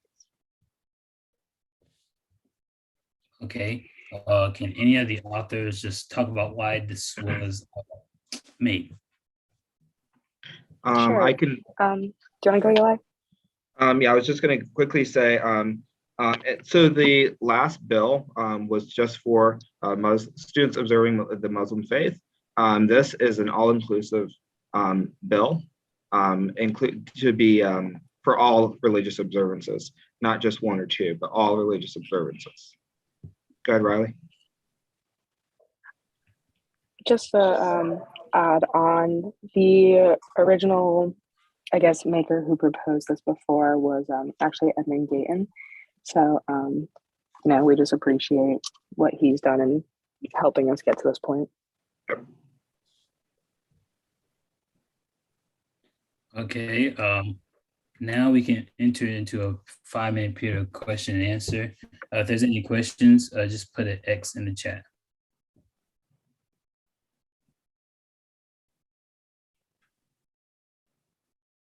Tyler. Thank you. I think this is a good idea. I'm just wondering, are we going to get into specifics as to what the religious observances are? Because I know when I was in community college, I served on the SGA there. And one thing we looked at quite specifically was the religious observances. We wanted to be inclusive as far as dining options and whatnot. We were looking and we actually formed a calendar as to different things and the holidays and such. And I know a lot of them had more holidays than we could count. So I was just wondering how we were going to distinguish between what holidays are going to be recognized and when they're going to be serving in the dining. So we focused a lot on mainly the holidays that include fasting periods, such as Yom Kippur, for example. The list of holidays that we're looking at currently are Jewish holidays like Yom Kippur, fast of Ether, I think it is, Easter, I don't know. Christian holidays within the school, such as Good Friday or Lent, Buddhist holidays, and Muslim holidays is what we've, I guess, looked at so far.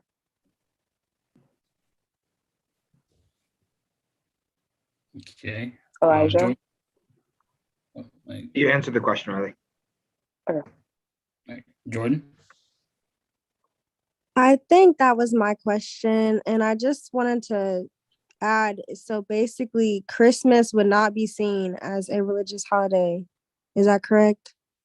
It's not a holiday in which students would have to fast for necessarily. This is just specifically, I guess, for accommodations without them.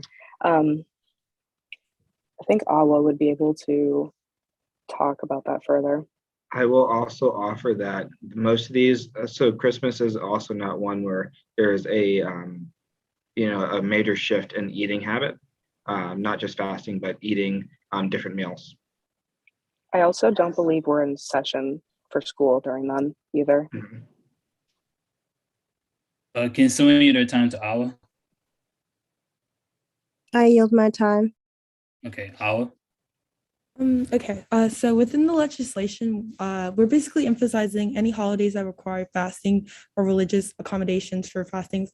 So we have a documentation that has a list of different holidays within the school year. So these holidays would accommodate to those. So every school year we would go to Fountain View and collaborate with them and see what meals are needed. We would create a survey with so different religions can list out like what accommodations they may need. So this survey will include Christians, Muslims, Jewish people, any other religions included. So it's just an addition from last year's legislation, which was the Ramadan resolution, because that resolution came about during when Ramadan was closed. So we're just adding this onto the old previous legislation. And I can share with y'all the different holidays we had listed out and the accommodations we were going to wish to propose as well. So yeah. Okay, Mara. I yield my time to Haas. Oh, thank you, Mara. I personally helped pass the piece last year that I wrote. So I like this piece. I just kind of have a question from just I guess from an exec standpoint on the resolve. It says like upon the passage of this, SGA will ensure the Fountain Dining Hall will provide these meals. SGA will correspond with Fountain View through leading the initiative for accommodations annually. I don't know, y'all probably have thought of this, but like, do y'all have any specific position? Do y'all have any specific committee who will oversee this? Like, just like, for example, if this gets passed next session, who it can be kind of brought up, like who's responsible, like we say SJ, but what committee, what position? And then also, my other question is just, I know we talked, and I'm pretty sure you told me that y'all had meetings with dining and stuff, but it's just like a green light. Like, have y'all talked to them about the other religions, and are they like in the know? I know y'all had that meeting, but I just wanted to get an update at that. Yeah, we met with them actually earlier today about it, and they're aware of the list that we've created of the religious holidays. Also, Awa can answer the other question. Sorry. Yeah, can someone get a time to Awa since she has a direct response to Haas? I yield my time. Thank you. I was going to say that. Point of order. The time is up. Okay, can somebody extend this? Make a motion to extend. David. Motion to extend time. Is there a second? Second. All right, 5 minutes has started again. Can someone get a time to Awa, and Awa can go ahead and go? I yield my time. All right. Awa. I was gonna say that within this, we would leave it within the executive reports or the future reports for next year. So whoever is in charge within the current, within our positions can read the report and know like this is the things that we've been working on and what we wish to continue to work on. And we were also, since we were planning to be an SGA next year, we were also planning to also work with different committees and try to communicate that, especially within the current concerns committee, since Eli and Riley are part of that committee.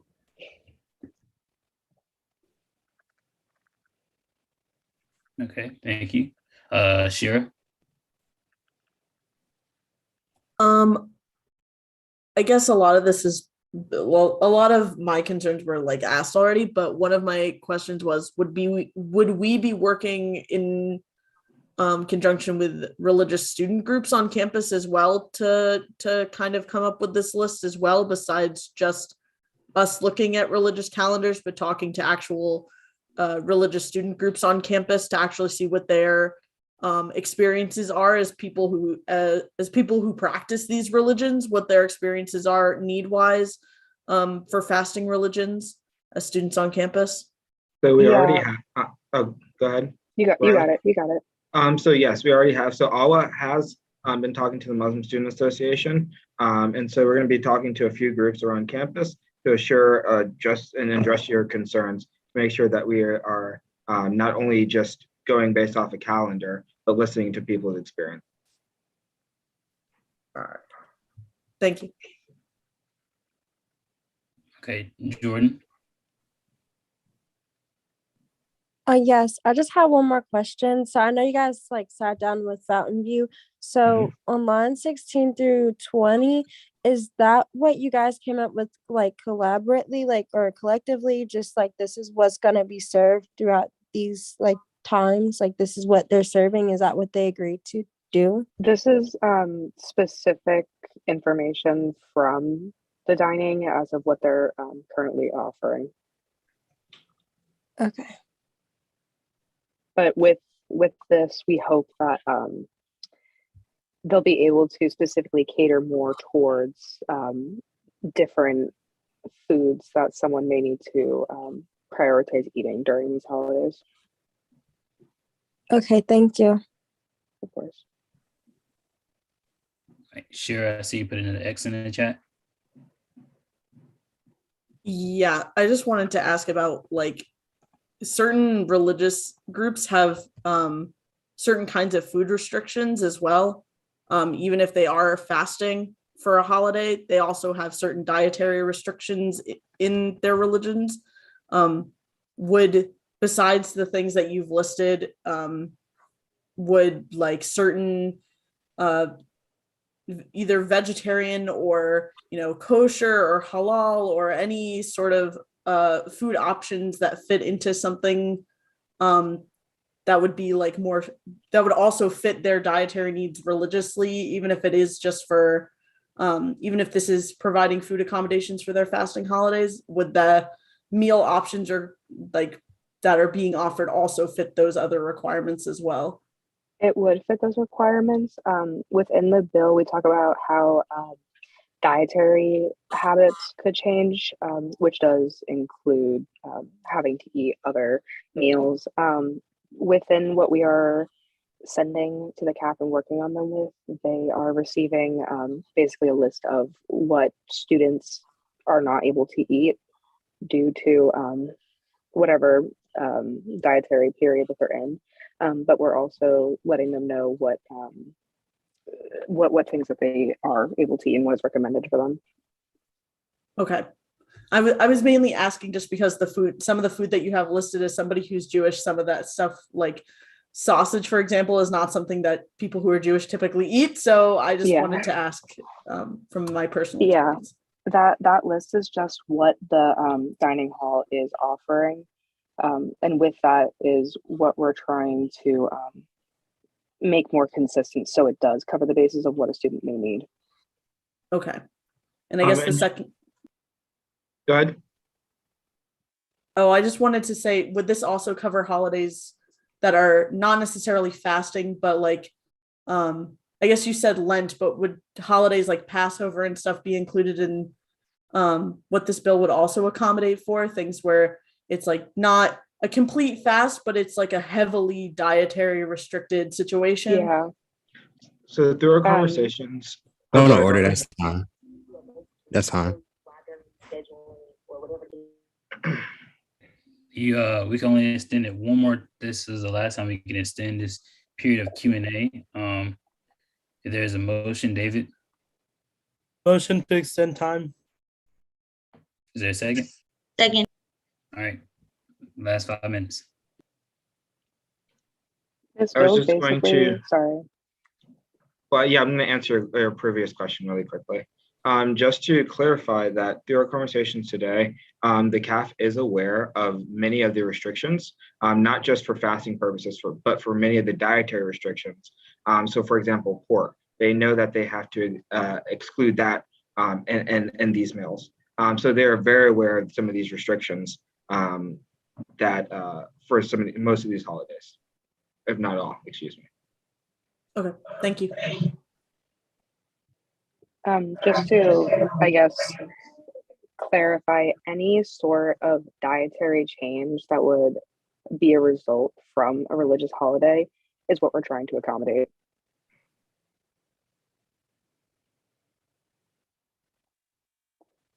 Is someone at a time to Awa? I am at time to Awa. All right, Awa. Could I share my screen? I wanted to show example of what we mean by how we would accommodate for each religious holiday and stuff like that. This is just a list of a few holidays that we were thinking about and what we would do based on it. So this is what we have so far. Okay, so you can see for each of these, we have what these meals typically include and what we would do within it. And these are holidays within the school year that we would accommodate for and how we would incorporate. These are not all the holidays that we're thinking of, but these are the main holidays that we've been brought in our concern and that we're still working on. And if you would, and we're still going to send, we're trying to send out a survey to see what specific holiday students need accommodations for, to see what the demand is as well, because we don't want the Fund of View to prepare meals and exceed what they shouldn't have. So these are just a few examples of what we have thought of so far. Yeah. And for last year, this is how they prepared the Muslim holiday meals. So basically, for Ramadan and stuff like that. This is how they packaged it. So students would get an Aussie container and they would have 3 meals set up for the students, and students would be able to pick it up before the Fountain View closed and would be able to take it back to their dorm room. And these would accommodate to what specific meals that these specific holidays have typically.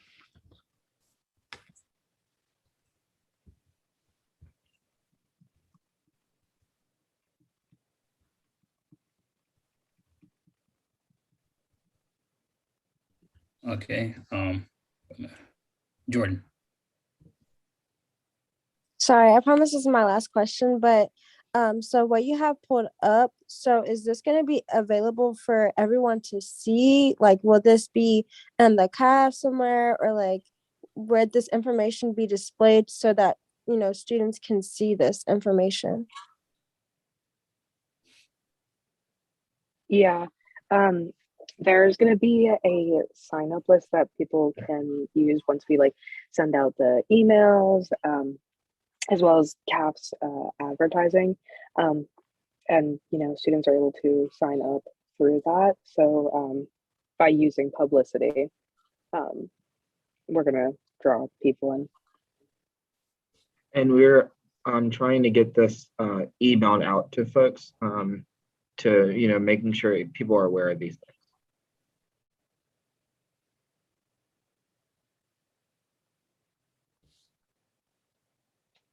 Okay, if there are any more questions, can we enter into a period of discussion? Can I get a motion? Mara? Motion to move into. Mara, David. I didn't see his name. David. Motion to move to time of discussion. Is there a second? Second. All right, we're now into a period of discussion. Can someone yield their time to me? I yield my time. Okay, just for like what's the word I'm looking for? Like consistency, when it says signatories Riley, Elijah, since you both are senators, you actually will not be here in this spot. Due to you both being senators, you'll be in the sponsored by section. And then Paige will not be in the sponsored by, since she is not a senator, she'll be in the signatory section. So I made that as a friendly amendment, if that's okay with y'all. Yeah, Awa as well. I would say Awa as well. Thank you. Oh yeah, didn't see I was as well. So we're just gonna.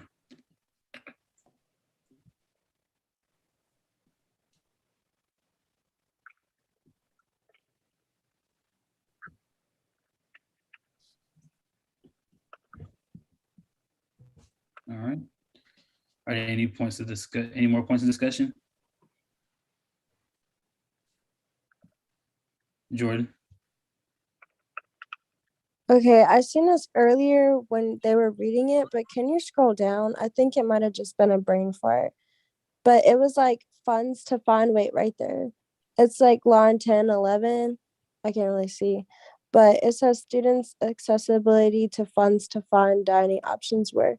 Do you know what that is trying to say? I don't know if it's like me having a brain fart, but I don't understand what that means. It is a little confusing as a sentence, but I do believe it is technically grammatically correct. It's funds to find dining options. I mean, Elijah, do you want to reword it? Can you hear me? I'm reading it over right now. Can you say, let me, I just don't have my glasses. So I'm like on my other tab with zoomed in, 10:11. It says students' accessibility to funds to find dining options were already limited prior to the school year due to the active pandemic, this section right here. I think we could just delete to find students' accessibility to funds for dining options. Is that okay with the rest of y'all? I can remove that. And also, can somebody yield their time to Oz? I yield my time to Haas. Oz? Thank you. I like this piece. I'm actually proud of y'all for writing this piece. It's real extensive and it hits a topic that we've been talking about. In terms of what Jordan just said, y'all could actually, if y'all want to take my advice, y'all could just say like students' accessibility to find funds for dining options. Maybe that sounds better. Keep the same words if y'all want to do that. Is that fine with y'all? Yes, that sounds awesome. Because after reading it, I think it does, make sense dramatically, I guess. But it's still a word jumble. Yeah. So yeah, I definitely want to take that advice. Great. And then Thank you, Haz. No problem. And like I said, with this piece, I like it. I like the discussion that's came out of it. Maybe just a point of advice. Some of the documents that y'all provided, like the list that y'all had, or anything that y'all had, like in terms of documentation, just like you could find a way to like incorporate it into the ledge so that other people don't have the same questions. Like you could put in a footnote. You can literally do whatever with it. You can just put like literally this piece is like, it doesn't have to be specific. You can put a whereas clause to like, whereas this is documentation we have gathered, and then put all the stuff that y'all have, or whereas this is the list, and just like all the research y'all done, all the notes that y'all have from the meetings and stuff like that. Like anything you feel like would help answer anybody's questions, especially the questions answered here. If you threw that in this ledge, I think this is a solid piece, and I'm actually glad y'all wrote this. So I do just want to say that. Jordan? Thank you. Sorry. Oh no, go ahead. All right. I was just gonna say that when we meet next time, we'll definitely add upon it. Okay. Jordan?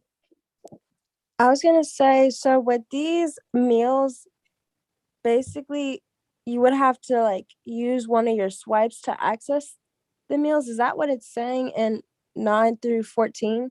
Just to clarify, is it saying like you need to have swipes and then basically to access the meals for the religious observance, you have to use one of your swipes? I believe students last year used these like coins or tokens, whatever they're called, to be able to get these Aussie boxes. I'm not completely sure. I do believe that it may be using meal swipes, but what's it called? The cafeteria is trying to figure out a way to allow students who do have meal plans to have accessibility to it. And just to extend on Riley, as far as my understanding goes, it would work the same way as the green to go containers, where you do get a coin to get the green to go containers, but you would have to use a swipe in order to access, like a normal meal swipe. It's the same way the green to go works.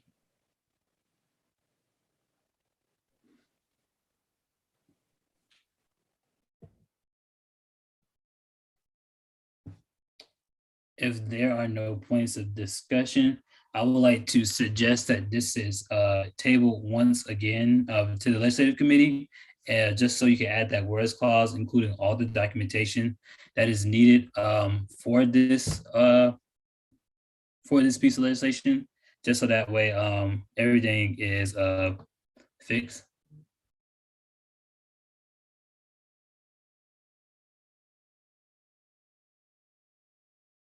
I do need a motion so we can table it.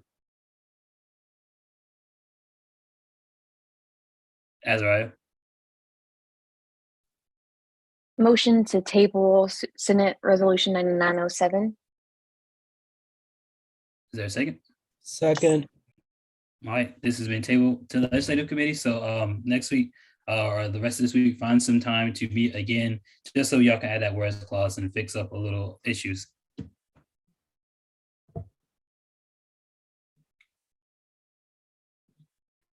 All right, back to the meeting.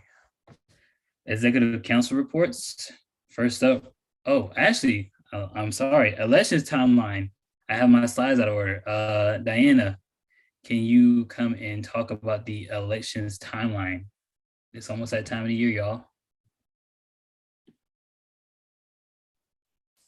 Yes, hello everyone. Me and Cameron were able to meet in a group chat, and we talked about the elections timeline, and we would like to approve it. Sorry, I'm not too sure how to go through it. Do I need to share my screen or anything about with the timeline? Yes, I'll start sharing my screen.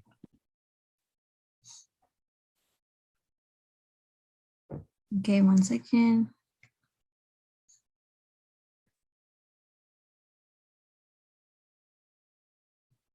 Okay, everyone. So this is the elections timeline that we have so far. So today is February 15th, and we are presenting the timeline to the Senate. All of you guys. So first we have February 21st to the 25th. We're going to be talking about elections. We're going to have elections meetings throughout the week. And here are more specifics about the days. We're going to have some promotional meetings, interest meetings, and another promotional meeting at the 25th. On March 2nd, we're going to have an election application that will be due at 11:59. Sorry about that. Yes, March 2nd will be the deadline for the applications. March 3rd to the 4th, an advisor will grade and conduct checks. And then we have March 4th, where candidates and advisors will be notified of their confirmed positions. Here we have March 7th through the 11th. Advisors will build the ballots and test for errors, and then during spring break. And March 14th to the 18th will be campaigning week. And March 15th, president and vice president, there will be a president and vice presidential debate. March 17th, the ballot will be locked. And March 21st to the 24th, elections voting will take place. And then March 25th, elections committee confirms all candidates submitted appropriate documentation and have no outstanding concerns. So making sure all the paperwork is turned in. And we also have March 25th, we'll be notified of the results that same day as well.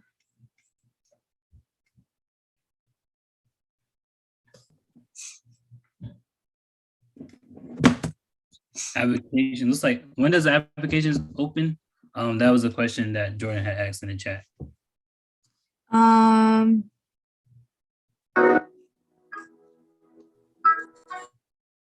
I am sorry, I'm not too sure. I believe they open after February 25th and will be due on March 2nd. So I believe they should be open around that time. I apologize about that. I think I'll talk to Meredith and Aaron more about that, and as well as the elections committee, the rest of the elections committee.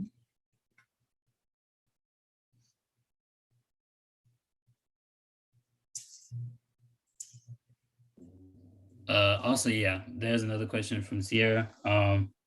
She asks, is this document shared with everyone? And if not, can you put this in the shared drive? That way everybody can look at it. And then also, Meredith responded with, typically they open right after the last interest meeting. So it'll probably open on February 25th. Okay. Mm-hmm. And yes, I believe this timeline should be shared already. It should be in the shared drive. Let me check 1 second. So if you go to the It's located in the elections drive for election committee, if anyone wants to look.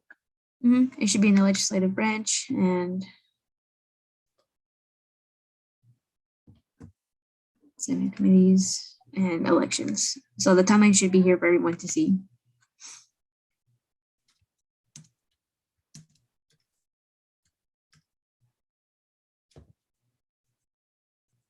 Are there any other questions?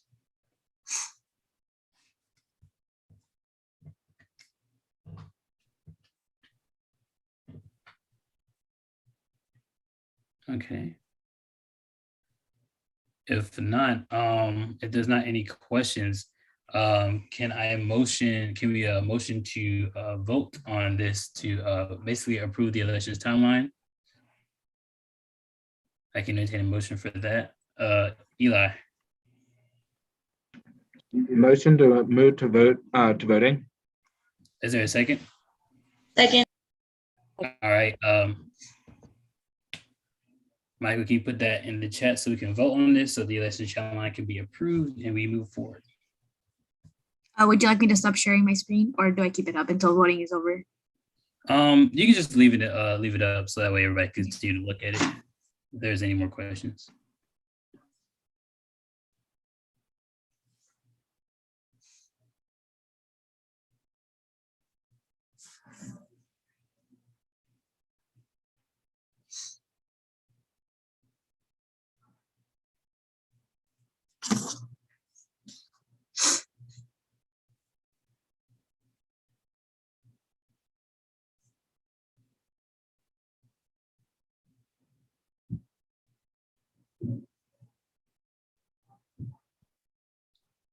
Michael.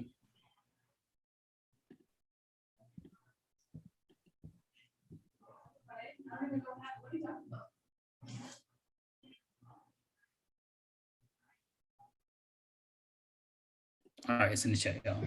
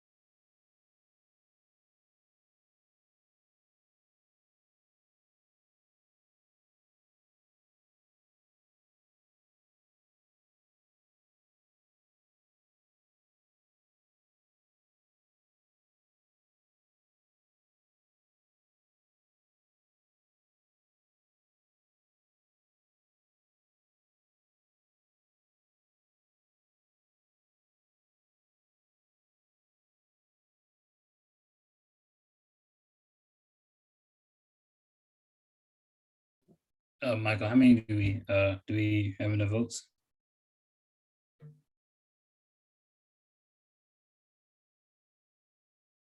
How many more people are we waiting on? And if you haven't voted, please vote. Just need one more.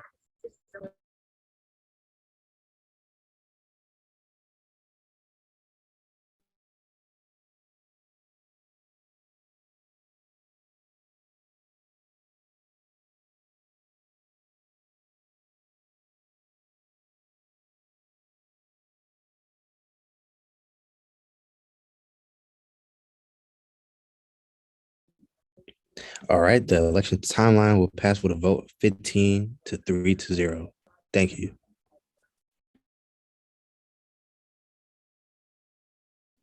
All right, we're going back into the slideshow. Diana, can you stop sharing your screen? Yes. Thank you, everyone.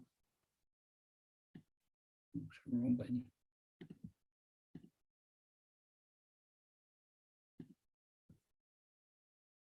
All right. President's report, President Mengesha. What's up, everyone? Hope y'all been having a good week. My office hours are the same in my office by appointment, usually on Monday, Wednesday, Friday. That's when I have the most availability. Yeah, my email is there and my phone number. So please contact me if you ever need anything, any advice. What I've been up to, had an executive council meeting. I had a one-on-one with Dr. Akins, just having updates about association and, better ways we can go about things. I had a council student body president meeting with the other student body presidents within ASG. At one of my first workshop for a Bronze Leadership Challenge.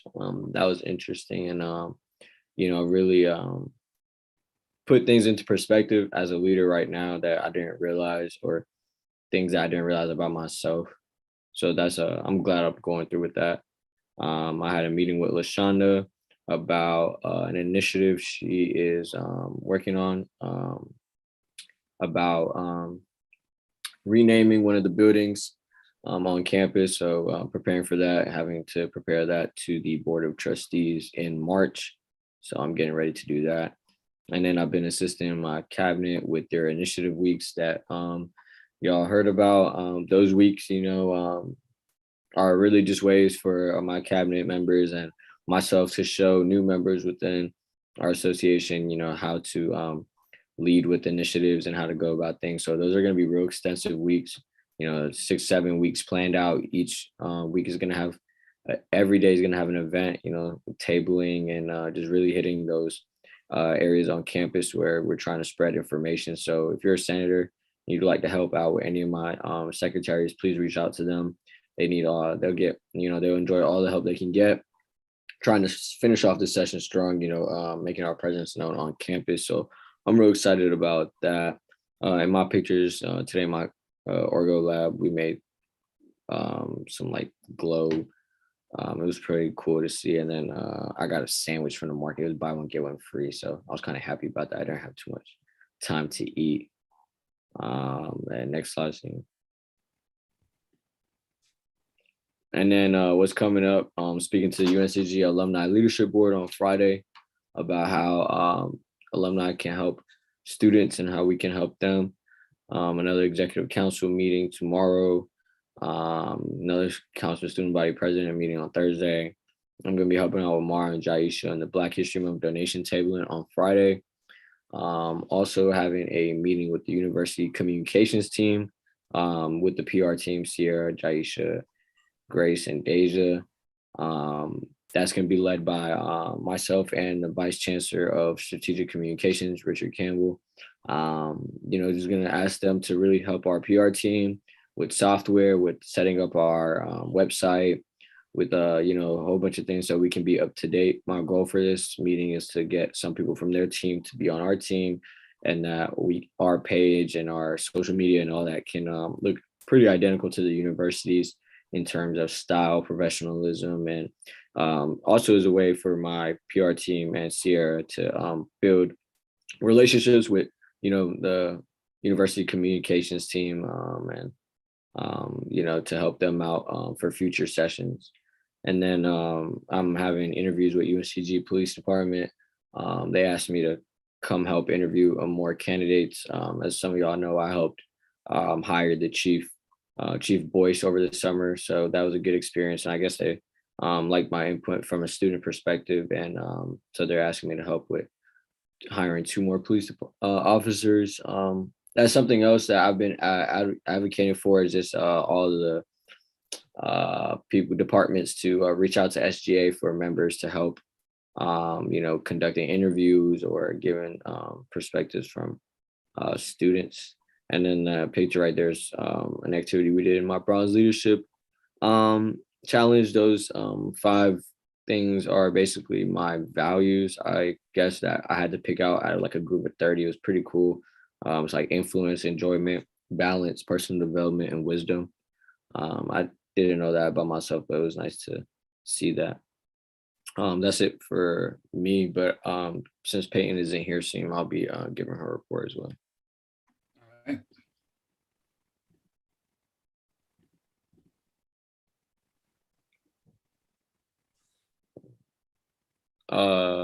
Hopefully, I think this is okay. Good, cool. Yeah, so her office hours are the same. Combo virtual, in person, email, text her. In the meantime, if you need anything, want to chat, her phone number is right there. So is her email. She had her meetings for her honors discipline today. Also had a conduct team meeting last Friday. Met with administration about COVID concerns. Still working, and then preparing for her GRE for grad school. I'm pretty sure. And then, what's coming up, meetings with myself, seeing Meredith and Aaron, executive council meeting next week, tutoring at the Center for New North Carolina. I don't know the acronym, but that. And then disciplinary honors survey release, conduct team meeting, and then more hearings in the GRE. She got messed up with an appointment thing, so that's why she couldn't be here tonight. But yep. There you go. Center for New North Carolinians. There you go. Yeah, I kind of butchered the spelling too, but my report. So what I've been up to is executive council meetings, centers, one-on-ones, and I had a one-on-one with Alani, which we're gonna, get that started. I also met with Paige to talk about her initiative that she has coming up. Give out face masks with the COVID concerns committee today. I've been volunteering with the Spartans of Promise.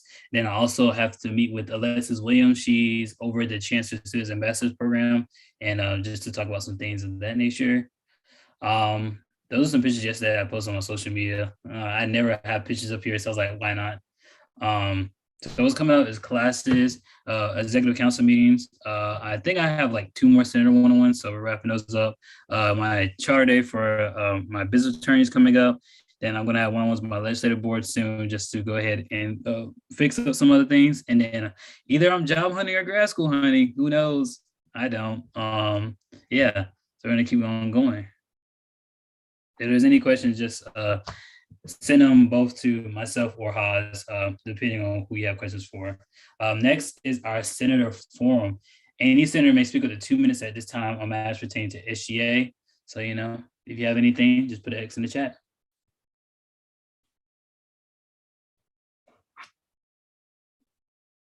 Diana? Sorry, I'm not sure if this was already talked about or not, but I was going through the emails and I looked for your one-on-one link and I clicked on it, but the Calendly link didn't work. I was just wondering, I'm sorry if you already brought it up. I just wasn't sure if that you closed it, or maybe if the link doesn't work anymore. Oh yeah, I probably accidentally closed it. I know I was cleaning up the Calendly because it had a whole lot of weird things going on my computer. I can reopen it, or you can just shoot me an email. We'll just figure out a time that way, either or I'll just shoot you an email. Okay, sounds good. Thank you. Okay. Any other questions, Jordan? Statements. I just wanted to say thank you guys for everyone who was able to help me yesterday. We had a good turnout. That we only lasted 1 or 2 hours, but it was very good. And it's one of my first initiatives, something I was very passionate about. So thank you everybody who was there to support me, who was able to come out.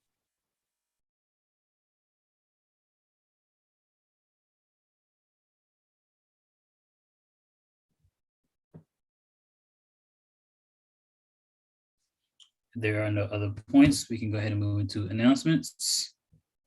Any member of SGA may speak at 2 minutes at this time with announcements they may have. Mara. Hello, excuse the noise in the background, but I just want to remind everybody that tomorrow, right? The video, sorry, y'all. Tomorrow is the video for the Black History Month questions trivia thing. So, I mean, if y'all want to participate, y'all can, and they're going to be giving out prizes. And then also on Friday, we're doing our donations table. So please come bring some clothes or some canned foods or whatever you can. We don't really need any help with that because we already have 2 people who's going to sit at the table. But yeah, and then our movie night is next week. And we're going to be, I'm going to need some people to help out, but I'll reach out to y'all towards the end of this week. Awa.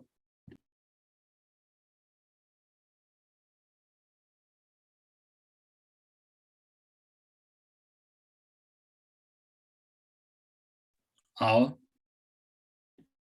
I was just gonna say that if anybody wants to participate within the Academic Policies Week and help volunteer, or even if they want to attend these events, please let me know. There's 4 different events, and there's tabling events. There's also the interview one and the resume building workshop as well. And the resume workshop is also through Zoom, and the hours aren't listed yet, but I will just let me know if you want to participate. But the days are March 14th to the 17th, so just let me know.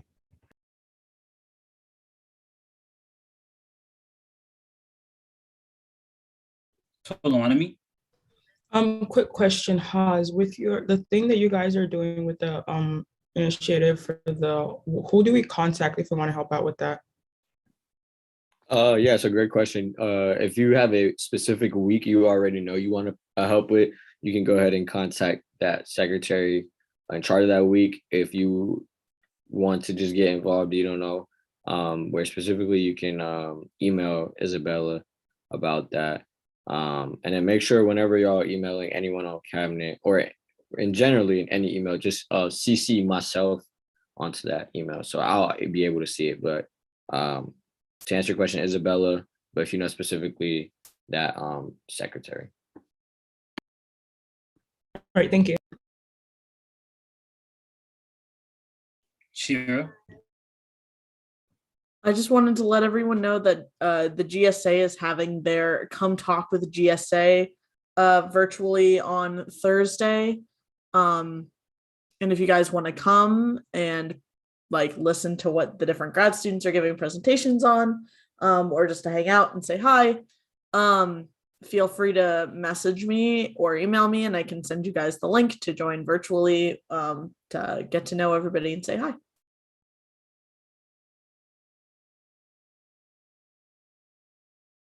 Key.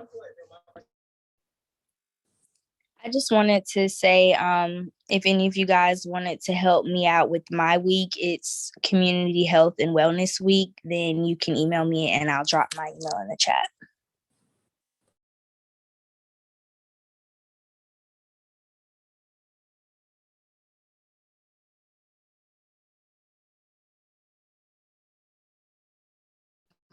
Okay, if there are any more points, any other announcements, we can go ahead and move on to our adjournment roll call. Alani, can you do the adjournment roll call, please?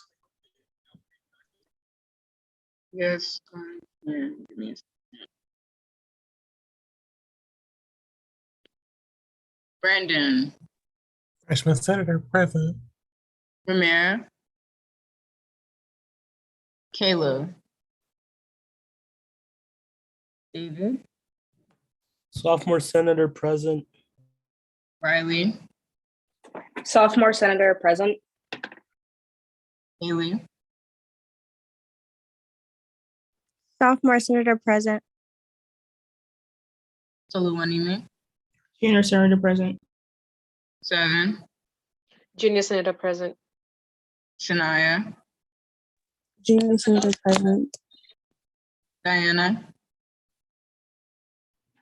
Senior Senator present. Cameron. Senior Senator present. Joshua. Senior Senator present. Tanika. Graduate Senator present. Shira. Graduate Senator present.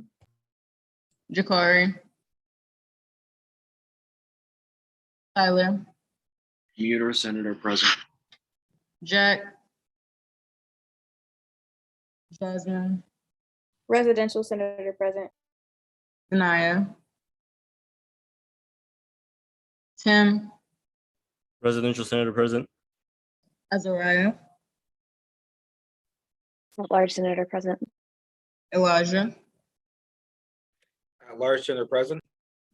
Mara. At-large senator present. Jeremy. Mason. Leslie. College of Arts and Sciences Senator present. Saloni. Kennedy. Health and Human Sciences Senator present. All right, that concludes roll call. All right. I call this meeting to adjourn at, what time is it? 9:25. Everyone have a good night. Let me stop the live.